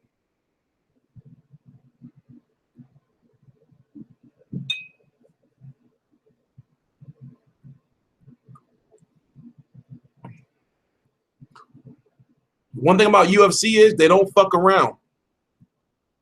UFC will copyright you for a fucking thumbnail. I learned that on the other channel that I used to be with. That fucking. Remember the other channel I used to be with? Fucking Enter the Arena US. Pissed. I remember I told him, I said, don't be Dame Dash, man. Don't be Dame Dash. Now that channel was just, it's horrible. It's horrible. Yeah, I'm not showing that shit. UFC don't fuck around. I'm not showing that shit. There a boogie in my nose? I thought I saw a boogie poking out. No, I'm not drunk. I wish. In fact, I actually have I took a nap from 7 to 9, but before that I was up at 5. Normally I'm up like really, really early, you know, and I'm on Twitter. You know. Into the Arena had a nice video about Ali. Of course. You know, like Into the Arena is good at stuff like that. You know, like death videos and shit like that. But that channel is Like I remember, I was talking to a friend yesterday. We was actually talking about that, a close friend yesterday. One of the guys I used to have on the show, KB. We were talking about Into the Arena yesterday, and I was telling him, it's like, yo, I can never, I can never go back to that channel. I don't even want to work with him ever again. And truth be told, it's sad to say, but I don't ever want to see him again because I made a promise to myself that I wasn't going to let people fuck me over anymore. And, he was the last one. He was the last one. That nigga lied dead to me in my fucking face. I lost $70,000 in the market, bro. That's way too much information. But no, I still have money put away. But that trading is horrible. Oh yeah, I'm pretty much sure that his Muhammad Ali video was respectful. But man, that when it comes, it's a shame to say, don't get me wrong. Sometimes I do think about that channel and I think about the way things were. When I left, we had exactly 28,000 subscribers. And yes, 70K. Yes, 70K. Yes, gone. Because what happened was we closed. Okay, put it this way. We switched a lot of stuff around. And us switching stuff around, the value of the mutual funds and I don't want to get into too much details, but it wasn't the same value anymore. So I'm just blessed to be in a situation that I am, but it was hurtful when you see, when you get one monthly statement, you see a number, you get another monthly statement, and it's greatly decreased. That shit hurts. Is YouTube my full-time job? I guess you can say it is. I'm not doing these videos as much as I used to, but I don't work for anybody, and I made the decision once I was 30 that I wouldn't work for nobody ever again. And it's a shame. Going back to Into the Arena, I remember I was doing videos at the time. I was covering the Oscar De La Hoya, Richard Schaefer situation. And I was giving hints in my videos that he was watching, basically what I was planning. And he listen, man, he fucked up. He fucked up.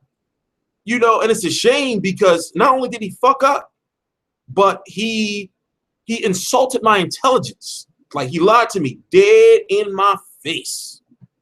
Dead in my face. Like right here, he was sitting right here. Right here. I was sitting over there. He was sitting right here. He lied to me dead in my face, man. Dead in my fucking face.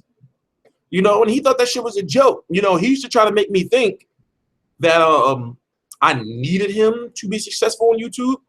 And I remember he knows the type of person I am. I'm the type of person that learns. So even though I may not be vocal, I'm watching. I'm very observant.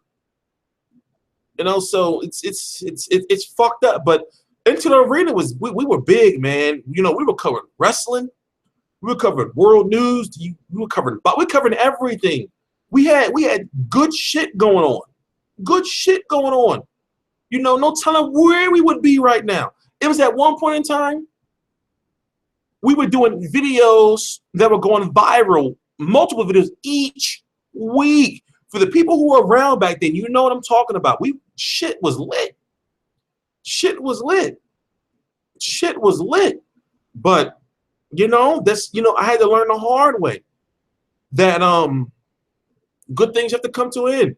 People used to tell me all the time, you need to leave and all that. And, I didn't listen to it. I stuck around.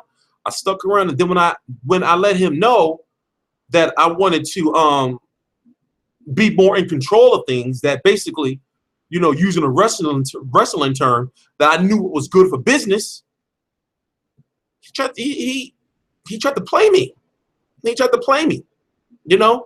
He tried to act like that, he knew what was better and all kind of, man, I don't want to talk about it anymore because it really is fucking depressing. It pisses me off and it makes me upset that he just was just so fucking, God. I never wanted to leave. But he thought that shit was a joke. He thought I was a joke. You know, but it's a shame because I made sure that I made the decision that when it comes to people that did me wrong, I wasn't going back. He was the last one. He was the last person I ever cut off. Last person I ever cut off. But what are we talking about? I've already been here for an hour and a half. If you come up missing like that nigga from FP Russia, we come looking for you, bro, beating that nigga ass. Yeah, but I mean, I check it out. Put it this way. I go check on that channel maybe once every couple of weeks or so. I go check on the channel about once every couple of weeks or so. And, I mean, he's doing good, you know, but he's not doing his we would have had 100,000 subscribers by now. And deep down, I know he knows it. But, you know, and we would have all been eating. We would have been good. He would have been getting his bread. I would have been getting my bread, you know, but, like I was pissed. Listen, when I say I was pissed, I was pissed. I was like, this nigga is really going to fuck this shit up. He really gonna fuck this shit up. Like, but I'm thinking, like, yo, and I used to look at him like, yo, you really think you know everything, don't you? Like, you really think you know everything? He would, but you know, I'm talking about the last channel I used to be with. I'm talking about a former colleague. I used to try to, you know, and then, oh my God, remember what the Mayweather Pacquiao, you know, when he tried to fucking talk about the fight wasn't happening. Now, when Mayweather, okay, put it this way, before Mayweather versus Pacquiao was official, I had got a phone call from somebody that was very, very, very, very close to the situation. I think I said it before, but even though you may not know, because I really don't like doing interviews like that, you know, I know I got to get back. I know, put it this way, I know I should embrace doing interviews, and I know I need to do more. But I have a lot of boxing contacts. I know a lot of upper level people in boxing. I have a lot of boxing. Put it this way, I know very important people in boxing. So I got a phone call, and I shit you not. He said, yo, Mayweather versus Pacquiao is happening. And I'm thinking, I can't go into really too much details. I'll be ratting. But I know somebody that's very close to the situation. But long story short, I said, nah, man, for real? He said, yo, nigga, it's happening.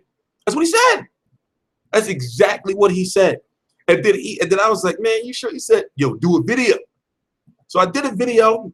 But the thing is, before I did the video, I was pacing around back and forth like, yo, was he lying to me? But I'm thinking like, well, he's right there. Why would he lie? You know, he not that type of, you know, he not that type of person. So when I did the video, I was kind of nervous. I was talking about how my hands were shaking and shit. Oh, and then, you know, he did this video, you know, basically trying to play me, you know, meaning on the other channel. He did this video trying to play me, you know, basically trying to call me a liar. And he knew, I mean, deep down, I know he knew I knew. He ended up looking like a dickhead in the end. But it just was like, you know, that was the final straw right there. It was like, oh yeah, you know, he ain't shit. He ain't shit.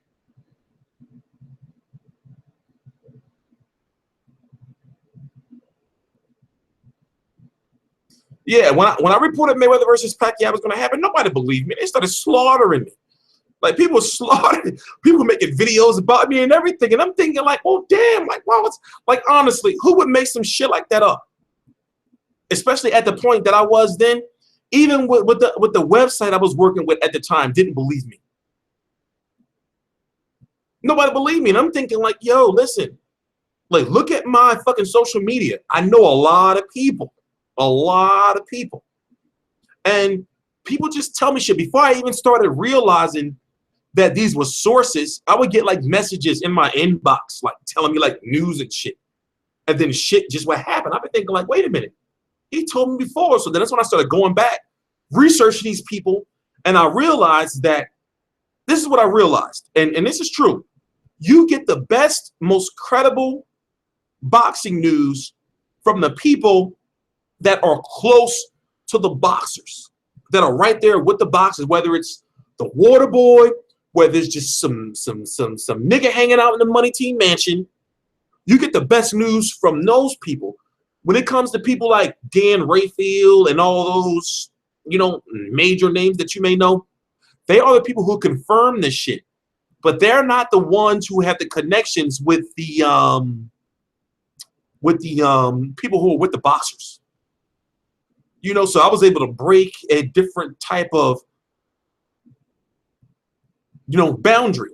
That's why when I talk about fights, if you look at my videos, you know, if you've been following me, if I talk about a fight, then there's a good chance that fight's going to come true. Go look at my. There's a good chance that fight's going to come true. You know, I just don't make up shit. I just don't make up shit. But yeah, man, yeah, man, he fucked up. You know, he fucked up. And like I said, I'm still sad to this day about, you know, with that channel, because we were doing like major shit. Yeah, I know about Wilson Caden. He just disappeared. That's what happens with boxing channels. Like they disappear after a while.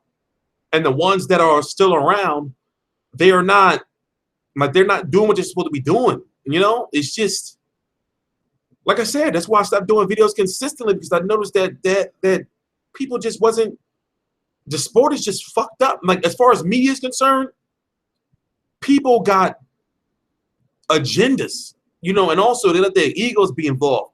They don't like being wrong. You know, they'll say, oh, you know, they'll pick, you know, fighters, but then, you know, when that fighter lose, they come up with some more bullshit while they lost. It's like, yo, accept your fucking hell. Every time I pick the boxer, now follow me. Follow me. For those who have been around, every time I pick the boxer to win, if that boxer lost, I came up here and be like, listen, I was wrong. You know, and I'll get slaughtered. Motherfuckers be like, you don't know shit about boxing. My comments be fucked up. People be clowning the shit out of me. But you don't get that no more, man. I got these hairs in my nose. I'm like itching. That's why I got my nose broke. You see that fucking scar? Dude, bro, dude, fuck me up. That's what I used to box. When I used to box. Dude, fuck me up. I got my ass whipped.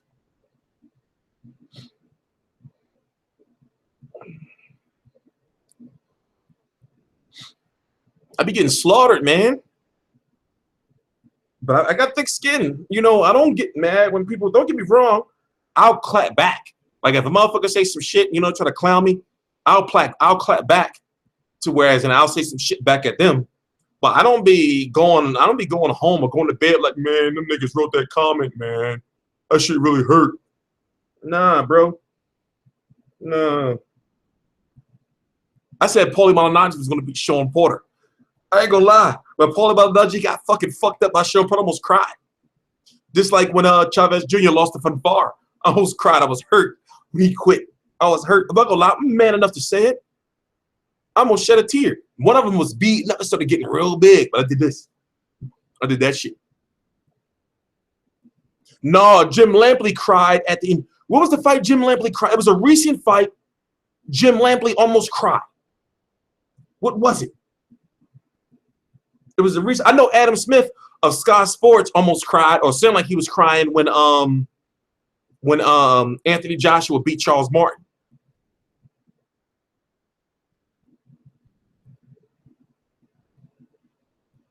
Uzi Vert, who the fuck is that?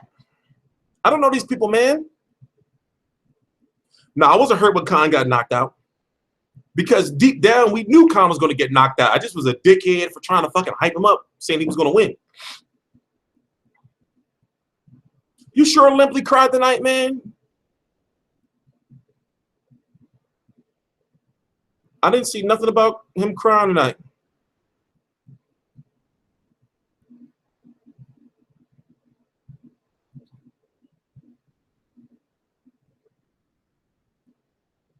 Well, if he's some whack-ass rapper, why would I be watching him?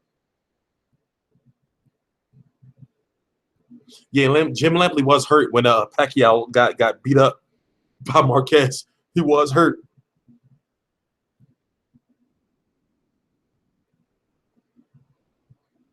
By the way, I have to let people know, even though you guys are watching this video live, for the people who are not watching the video live, they can't see the chat room. You know, so I was emotional on who retired. So I'm reading questions from the chat, but I wish that YouTube comes up with a feature where you can see the chat during previously recorded videos.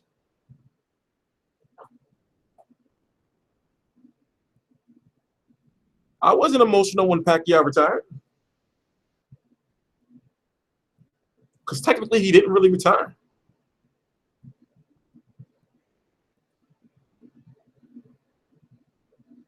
I don't get emotional about shit like that. I only get emotional about like when somebody get knocked out that I picked or somebody get beat up real bad.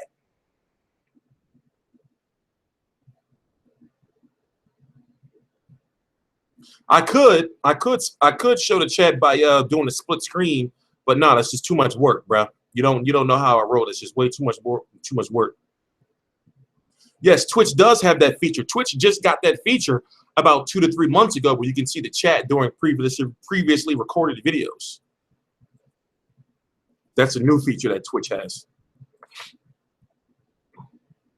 But YouTube doesn't have it yet. The chat, you can't see the chat. Let me see here. Let me see. I'm looking up some stuff in the background. Stomach hurt, man. I shouldn't have ate that fish. But something wasn't right when I tasted it. I was like, man, this shit's fucked up. This shit's fucked up. Stomach is killing me. Gotta poop.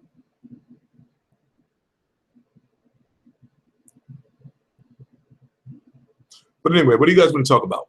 Since I've been here for now almost 2 hours. I wasn't supposed to be here this long. When's the next big fight? Let's look at the boxing schedule. Let's look at the boxing schedule. I'm going to pull it up real quick.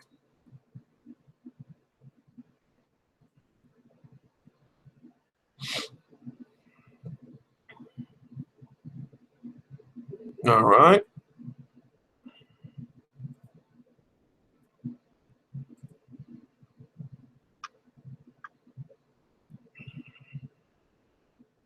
So this is for next week. You got Enzo, who beat up Roy Jones. Don't know who this guy is. This card doesn't really matter. You got the Lomachenko versus Rocky Martinez fight.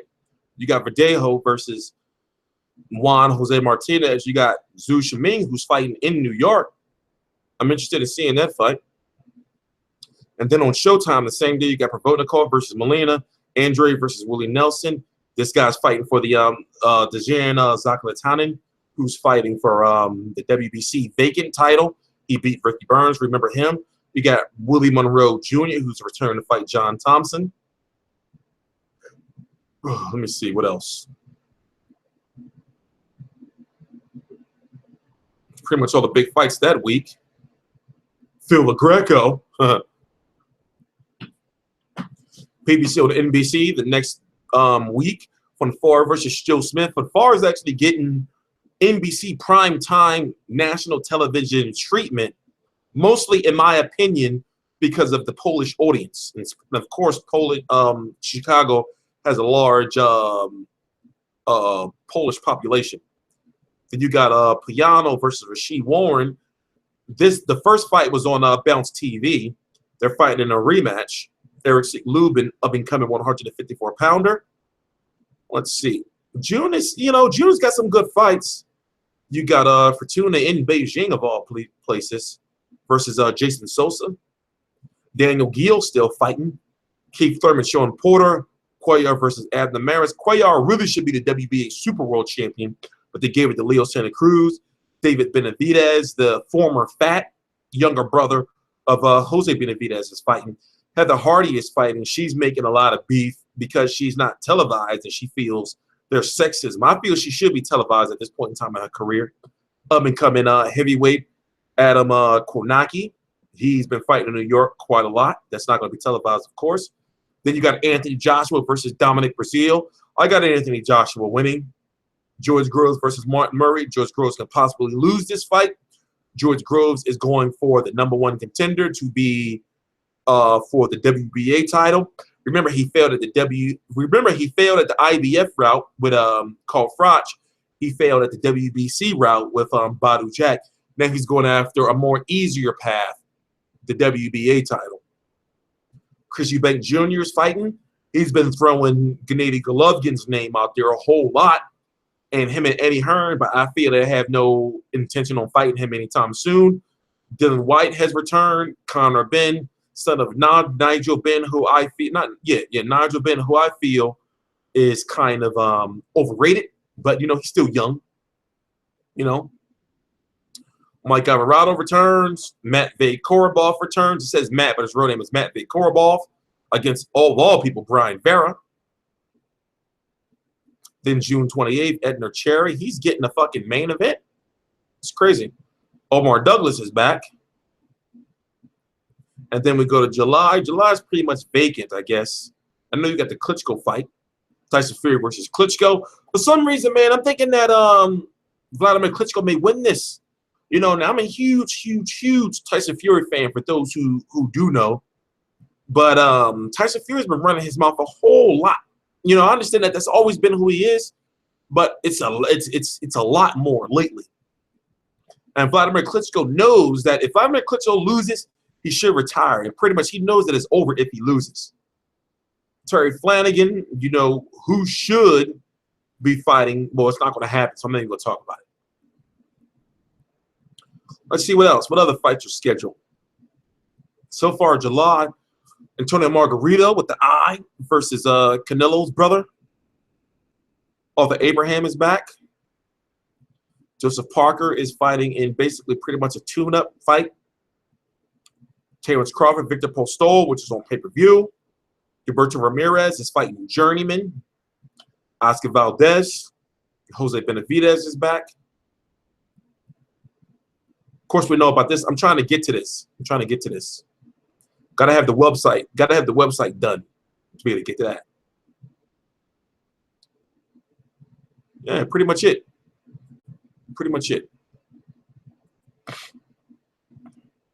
Of course, British boxing is very, very strong at the moment. With 13 world titles. I am known for covering international boxing. In fact, I was one of the, well, I'm still not one of the first, but one of the remaining American boxing channels that still covers UK boxing consistently. Even though I didn't do a video on the Liam Smith fight today, because I took a nap, and plus I was, like I said, my stomach, man, been shitting all that. Yeah, 3 world title fights for Groves. Yep, yes it is. 3 world title fights for Groves. George Groves is good, but something is missing, especially when it comes to the later rounds. Something is missing, and plus, fuck him anyway. He blocked me on Twitter. For what? I don't know. I don't troll people on Twitter. I don't troll. So what that means to me is that motherfucker watched my video, and he got pissed off and blocked me. That's what it was. I'm not dumb. Well, Anthony Joshua has to fight Joseph Parker sometime, within the next 6 months or so. Either Joseph Parker or Kubrat Pulev.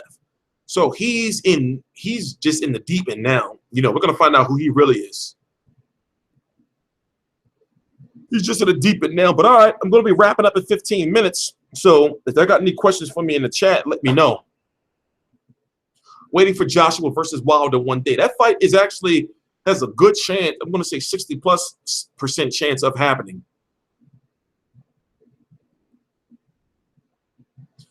Yeah, Margarito eye is fucked up. That should be big. That should he be like the face off the fighters. That should be big as fuck. Pause.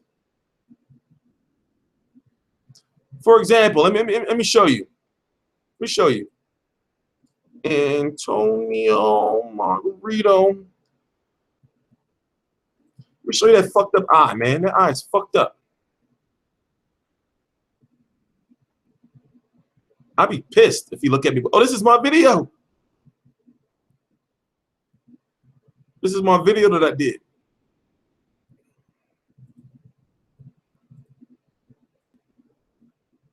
But yeah, look at this shit, man. That shit's fucking creepy, man. Look at this one. This one's like going up. This one's just the all-seeing eye of Haru. This is the Illuminati eye. They got the Illuminati eye.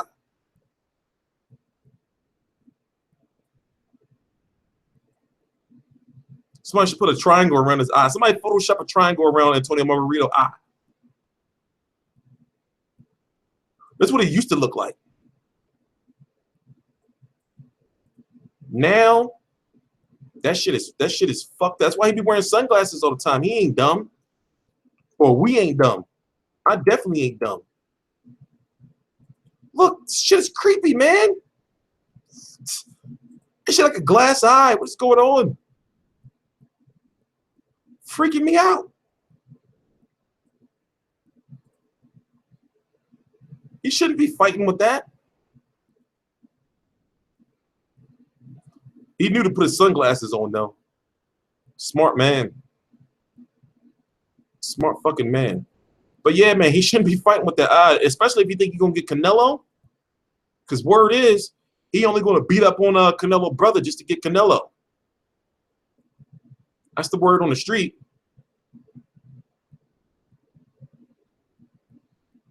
That eye fucked up. That shit more than a bit lazy. That shit's fucked up. This eye is fucked up, man. Somehow they out there having him still fight. Jorge Paz Jr. was laying some work on him, though, and even knocked him down. I covered that fight.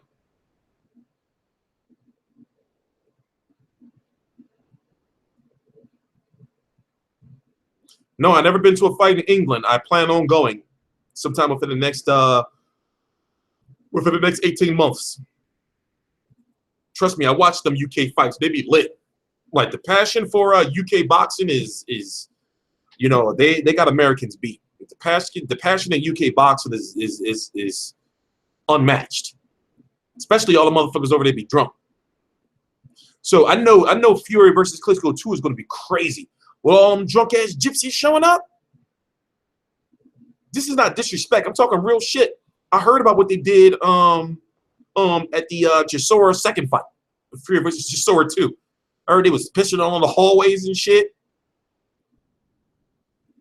No, fuck no, man. I would never go to a Shannon Briggs fight. He's slow as fuck, man. Beating up on that poor guy. And if you look at Shannon Briggs' last fight, before he knocked him out, dude was tagging him up. Shannon Briggs is slow as fuck. He's done a good job selling his career and getting fights up until this point in time in his career. But, yo, he shouldn't be banned. Dude literally is slow as fuck. Poor fucking guy. They get tripping to my some Shannon Briggs is fast.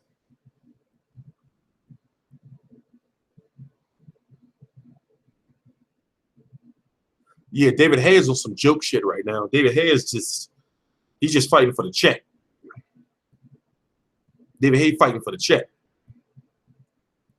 He tried to act like he wasn't, but you know, it's been heavily rumored that David Hayes was having some money problems, which is why he came back. Remember, there was reports that he had like credit cards getting declined and check bouncing and all that shit.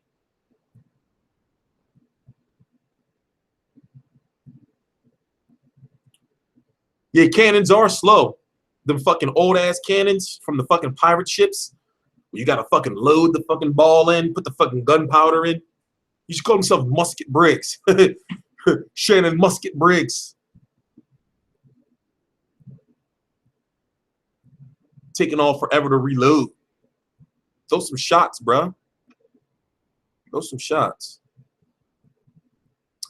All right, we got about 7 minutes left. Got about 7 minutes. Should have Brady's got an all gray goatee. Yeah, let's go, champ is a catchy phrase. Like, whatever you doing, I know whatever I'm doing. Like, you know, if things get rough, I should be like, let's go, champ. Like, if I'm trying to make like over medium eggs and they turn out to be like, you know, well done scrambled, I'm like, damn it, let's go, champ.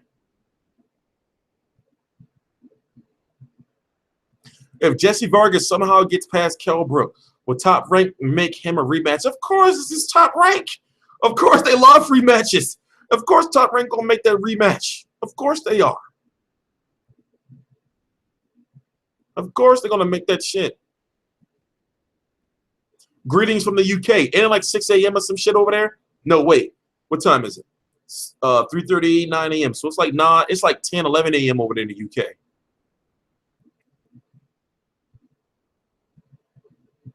No, actually, Fury has been losing weight at camp. Fury is gonna he's gonna come in looking in top shape. Fury is looking at nearly 9. Okay, Fury is you know, losing weight in camp. He feels that the reason why Vladimir Klitschko postponed, or more so took so long with signing for the rematch, is he was hoping that he would get fat. And actually, he did get fat.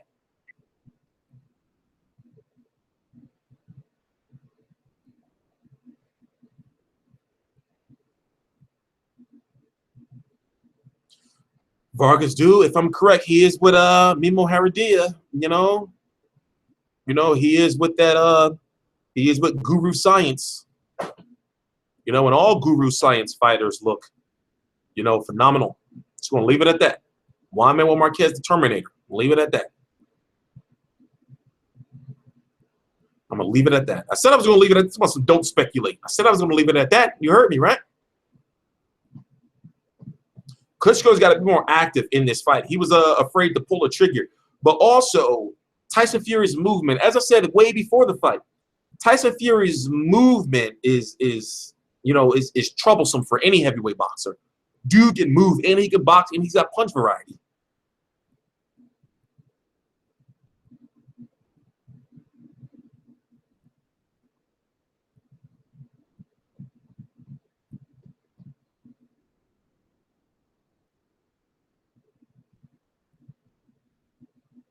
No, Eddie Hearn. Listen, it's not about like if Eddie Hearn can create the atmosphere.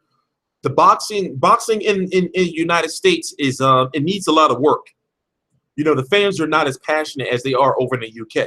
So Eddie Hearn trying to come over here and create that passion is just not going to work. It's going to take years, you know, for it to happen. I just don't think that they're ready to spend that money to do so.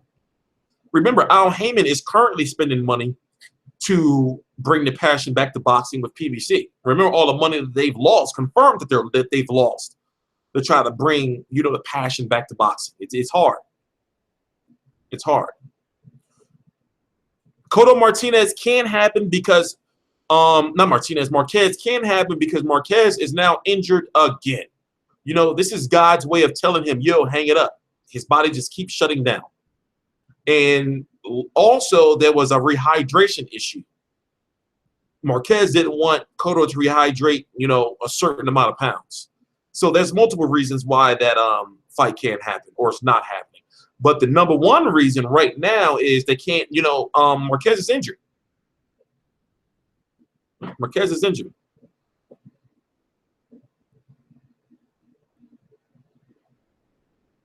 Who would you rather have, Mimo or Victor Conte? Well, see, here's the thing. I would go with Conte because he's already did time, and also, you know, I really genuinely can believe that he's clean right now, that he's doing the right thing right now. I really genuinely believe that. Just by what I've learned from him, I'm talking about deep research over the last several years. Compared to Mimo Haradia, I'm sorry, I don't trust that guy. I'm sorry. I'm sorry, I don't. I don't trust him. Oh, God. And I got to drive too, man. What about bum-ass Bronze Bomber? Well, he's not a bum, but he's going to be fighting a voluntary against either Chris Arreola, who you should expect to be added to the WBC rankings, you know, sometime in the next week, or they have rumored to have reached out to 6'9", 300-pound or 290-pound Alexander Ustinov, who is pretty good. Not very mobile, but has good power, great power actually, and good hand speed. And Alexander Ustinov is also in negotiations and mandated by the WBA to fight WBA interim champion Luis Ortiz, and then the winner of that fight to fight the winner of Fury versus Klitschko. So here's the good thing about that. Luis Ortiz will likely fight the winner of Klitschko versus Fury. So you'll be able to see Fury if he wins versus Luis Ortiz, which will say a whole lot about his career. But Alexander Ustinov is also has a chance to fight Deontay Wilder.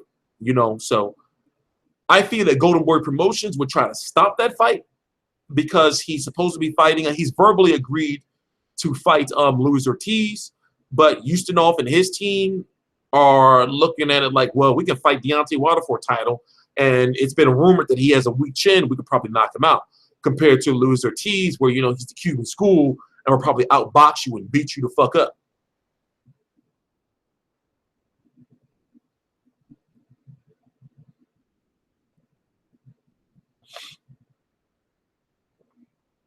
He's not. Stop saying Pulev. Listen, he's not fighting Pulev.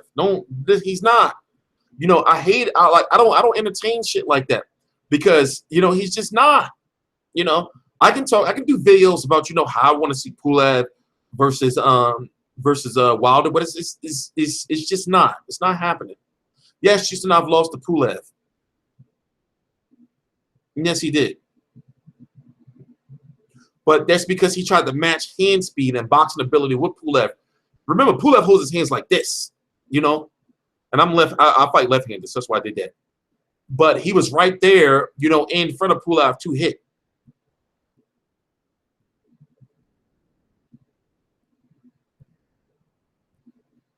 And it wasn't actually that pathetic. Yeah, Jermaine Taylor is supposed to be coming back. Whoever his lawyer is, God bless his lawyer. His lawyer like fucking reincarnated Johnny Cochran for him to get him off those charges he did.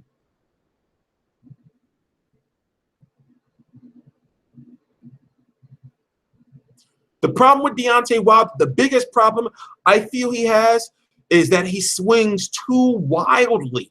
And that's how he gets caught. When you look at the times that, you know, he got knocked down in like that old footage, you know, when you look at what happened with David Haye, he swings just way too wild and he gets caught. He gets caught. That's what it is. What's up with Chavez Jr.? Chavez Jr. is still overcoming an injury and is rumored to be fighting Gabriel Rosado next. That's what's up with him.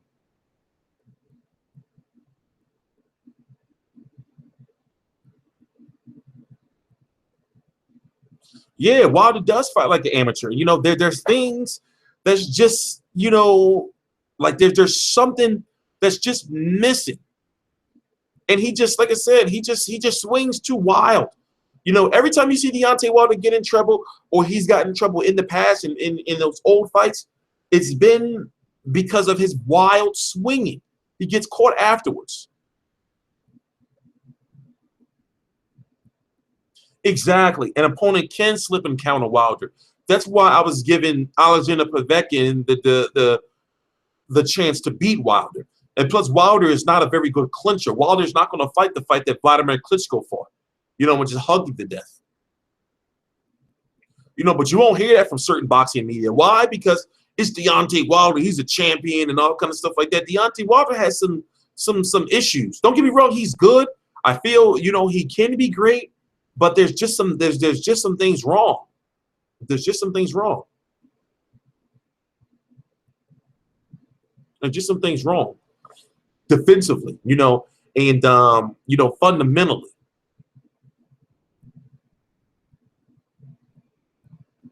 And people, you know, they try to twist the shit up and say, you know, Wilder was a warrior. He was willing to go to Russia. Now, listen to this. I'm sure you heard people say Wilder was willing to go to Russia. He had no choice. He lost. His side lost the purse bid. People are really acting like, well, he was going to Russia to fight. No, he had no choice. I interviewed Wilder personally. He did not want to go to Russia. He was saying he wasn't going to Russia. He had no choice. He had no choice. He didn't want to be there.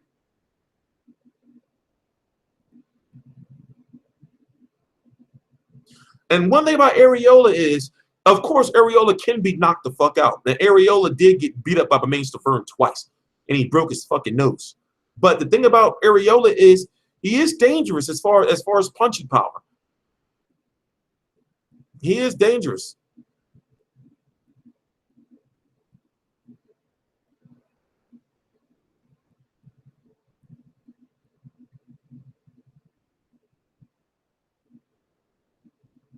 Yeah, if you got tight enough defense, to avoid those overhand rights in that straight right of Deontay Wilder, because his right hand is the most dangerous punch.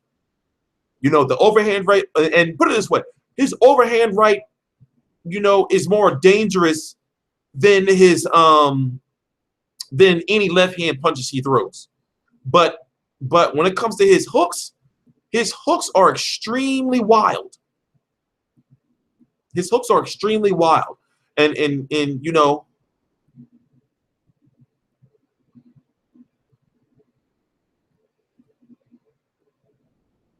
no, he did not choose to go to Russia. Come on, he lost the purse. Come on, really? Listen, also, the fight wasn't even going to be on Showtime. The fight wasn't even going to be televised in the United States. It wasn't even going to be televised in the United States.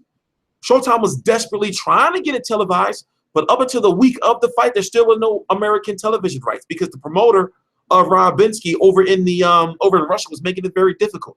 Wilder did not want to go to Russia, and it was not Wilder's decision to go to Russia.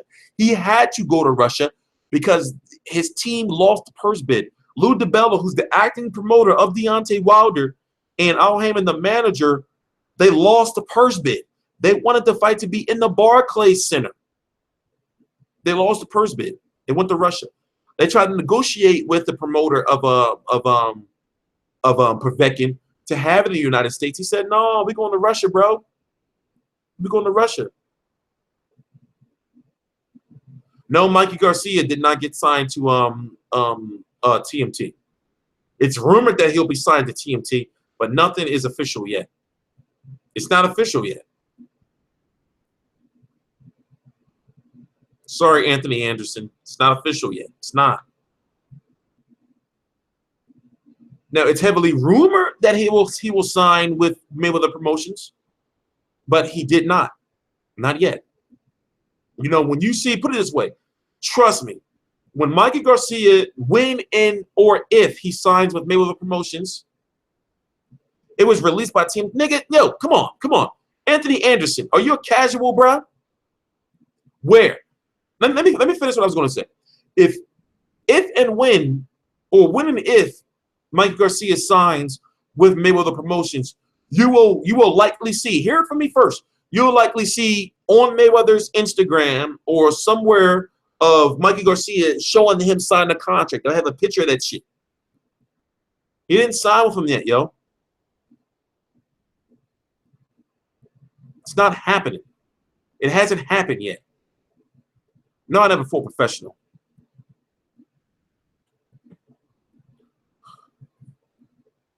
No, okay, yeah, you may not be a casual, but I'm just saying he hasn't signed with Mayweather Promotions yet. Just because you see Mayweather with Mikey Garcia and Mikey Garcia in the Mayweather gym, this is all a negotiation type of shit going on. Nothing has been officially signed yet. Who is Denny Garcia fighting next? It's rumored that he may be fighting Andre Berto. It's rumored that he may be fighting Andre Berto. Okay, here's what's going to happen with Mikey Garcia likely.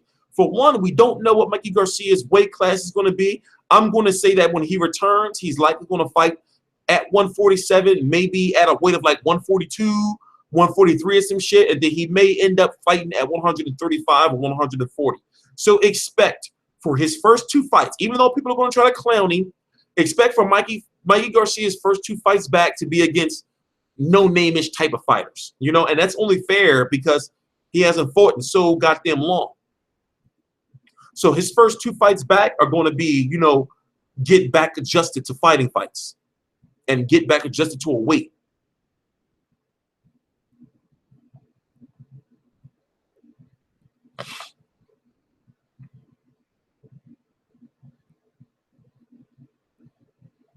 No, I don't think that the Russian PD scandals has anything to do with Ukraine and Crimea. It is Mikey Garcia. Who said Mickey?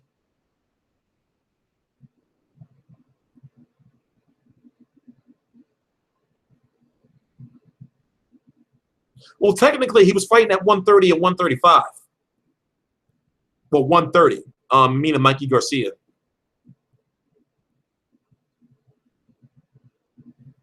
Like, if you look at him now, you know, he's about 160 something pounds. Yeah, I saw Barthélemy fight. No, I don't think he should have stayed with Top Rank. Honestly, he's lucky he got out of that Top Rank contract, honestly, because truth be told, it was his fault. I mean, why would you sign a contract like that, you know? So, you know, you can say Bob Ammer's robbing you and all kind of shit like that. Yo, you signed the contract, bro. How you sign an indefinite contract?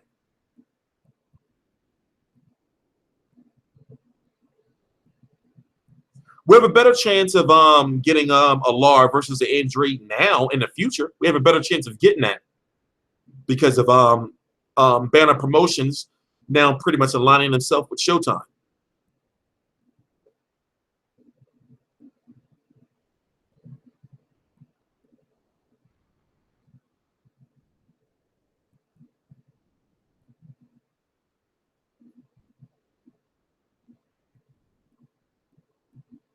But see, what it was with Mikey Garcia is that, like I said, he signed an indefinite contract, basically. Now, don't get me wrong. Al Haymon contracts are kind of fucked up, too. But what it is like, Al Haymon contracts are basically like forever contracts, especially if you win a title. Your contract is, like, automatically renewed. But what it is Al Haymon, you know, overpays his fighter. Not anymore now because of the problems that they have. But Al Haymon's been known to give out a lot of advances.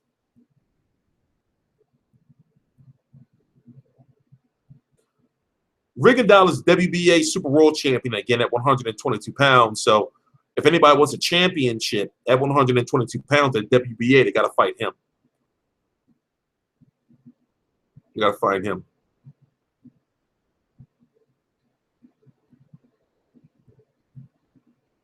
I didn't read or see nowhere that Mikey Garcia bought a $15 million mansion. And if he did, he's a goddamn dickhead. You shouldn't spend that type of money at this point in time in your career. You know, especially when, you know, you haven't fought in 2+ years. You shouldn't spend that kind of money.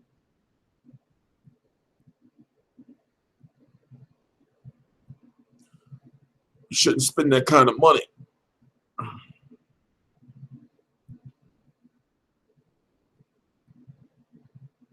Well, if it is true, then, you know, maybe put it this way. I feel that Mikey Garcia is going to sign with Mayweather Promotions, but nothing has been officially put out there yet. Maybe he has, but it's nothing official yet. It's nothing official yet. And if Mikey Garcia did buy a $15 million mansion, in my opinion, he's an idiot. You know, because you don't know if he's going to win his next fight. You know, $15 million for a guy of his stature when he just had a fucking broke-ass phone like 2 months ago. You know, screen broken and shit. Nah, bro. Nah. It's just too much money you're spending right now. When Floyd Mayweather, the Money Team mansion. Remember, go back and watch HBO 24/7 all those years ago. The Money Team mansion was only $20 million. You know, so if he's buying $15 million houses, he's a dickhead. But I don't believe he would do something like that. I don't believe he would do that. He's a dickhead. $15 million? That's a lot of fucking money. I gotta watch the video. I don't believe he spent no $15 million on a mansion. Not no 15. Not no 15. Come on. What opponent is Hopkins considering fighting? Well, he was considering fighting at 168 against Arthur Abraham. So he may, you know, he may try to go after Gilberto Ramirez. We don't know. We don't know. We don't know. But what time is it? We don't even 2 hours and 15 minutes. 2 hours and 15 minutes. Yes, Canelo versus Smith is really in consideration. I don't know if they're in talks. I remember at the beginning of the year, despite what people may tell you, they're reporting on old news. At the beginning of the year, remember we're in June now. At the beginning of the year, Liam Smith has said he was offered a fight with Canelo. Now, as far as recently, people are trying to make it into new news, that old news that he was offered the fight again. We don't know. That's not confirmed. People just talking about old ass news.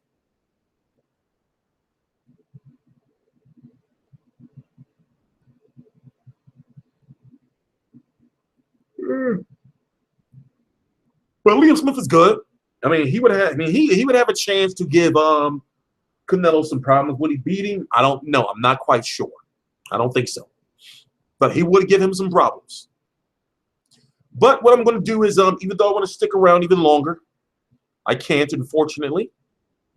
I am T Street Controversy. This is T Street Controversy Live. As you can see, I can barely keep my eyes open. I cover every single major fight live. Follow me on Twitter. All the links to my social media are right down below in the description box. I'm T Street Controversy. This is T Street Controversy Live. And remember, starting on Monday, I'm going to do my best to put out 30 videos next week. And I likely will do it. Please subscribe. Go to my Facebook. My shit is, I'm back on Facebook now. It's lit again. T Street Controversy, T Street Controversy Live.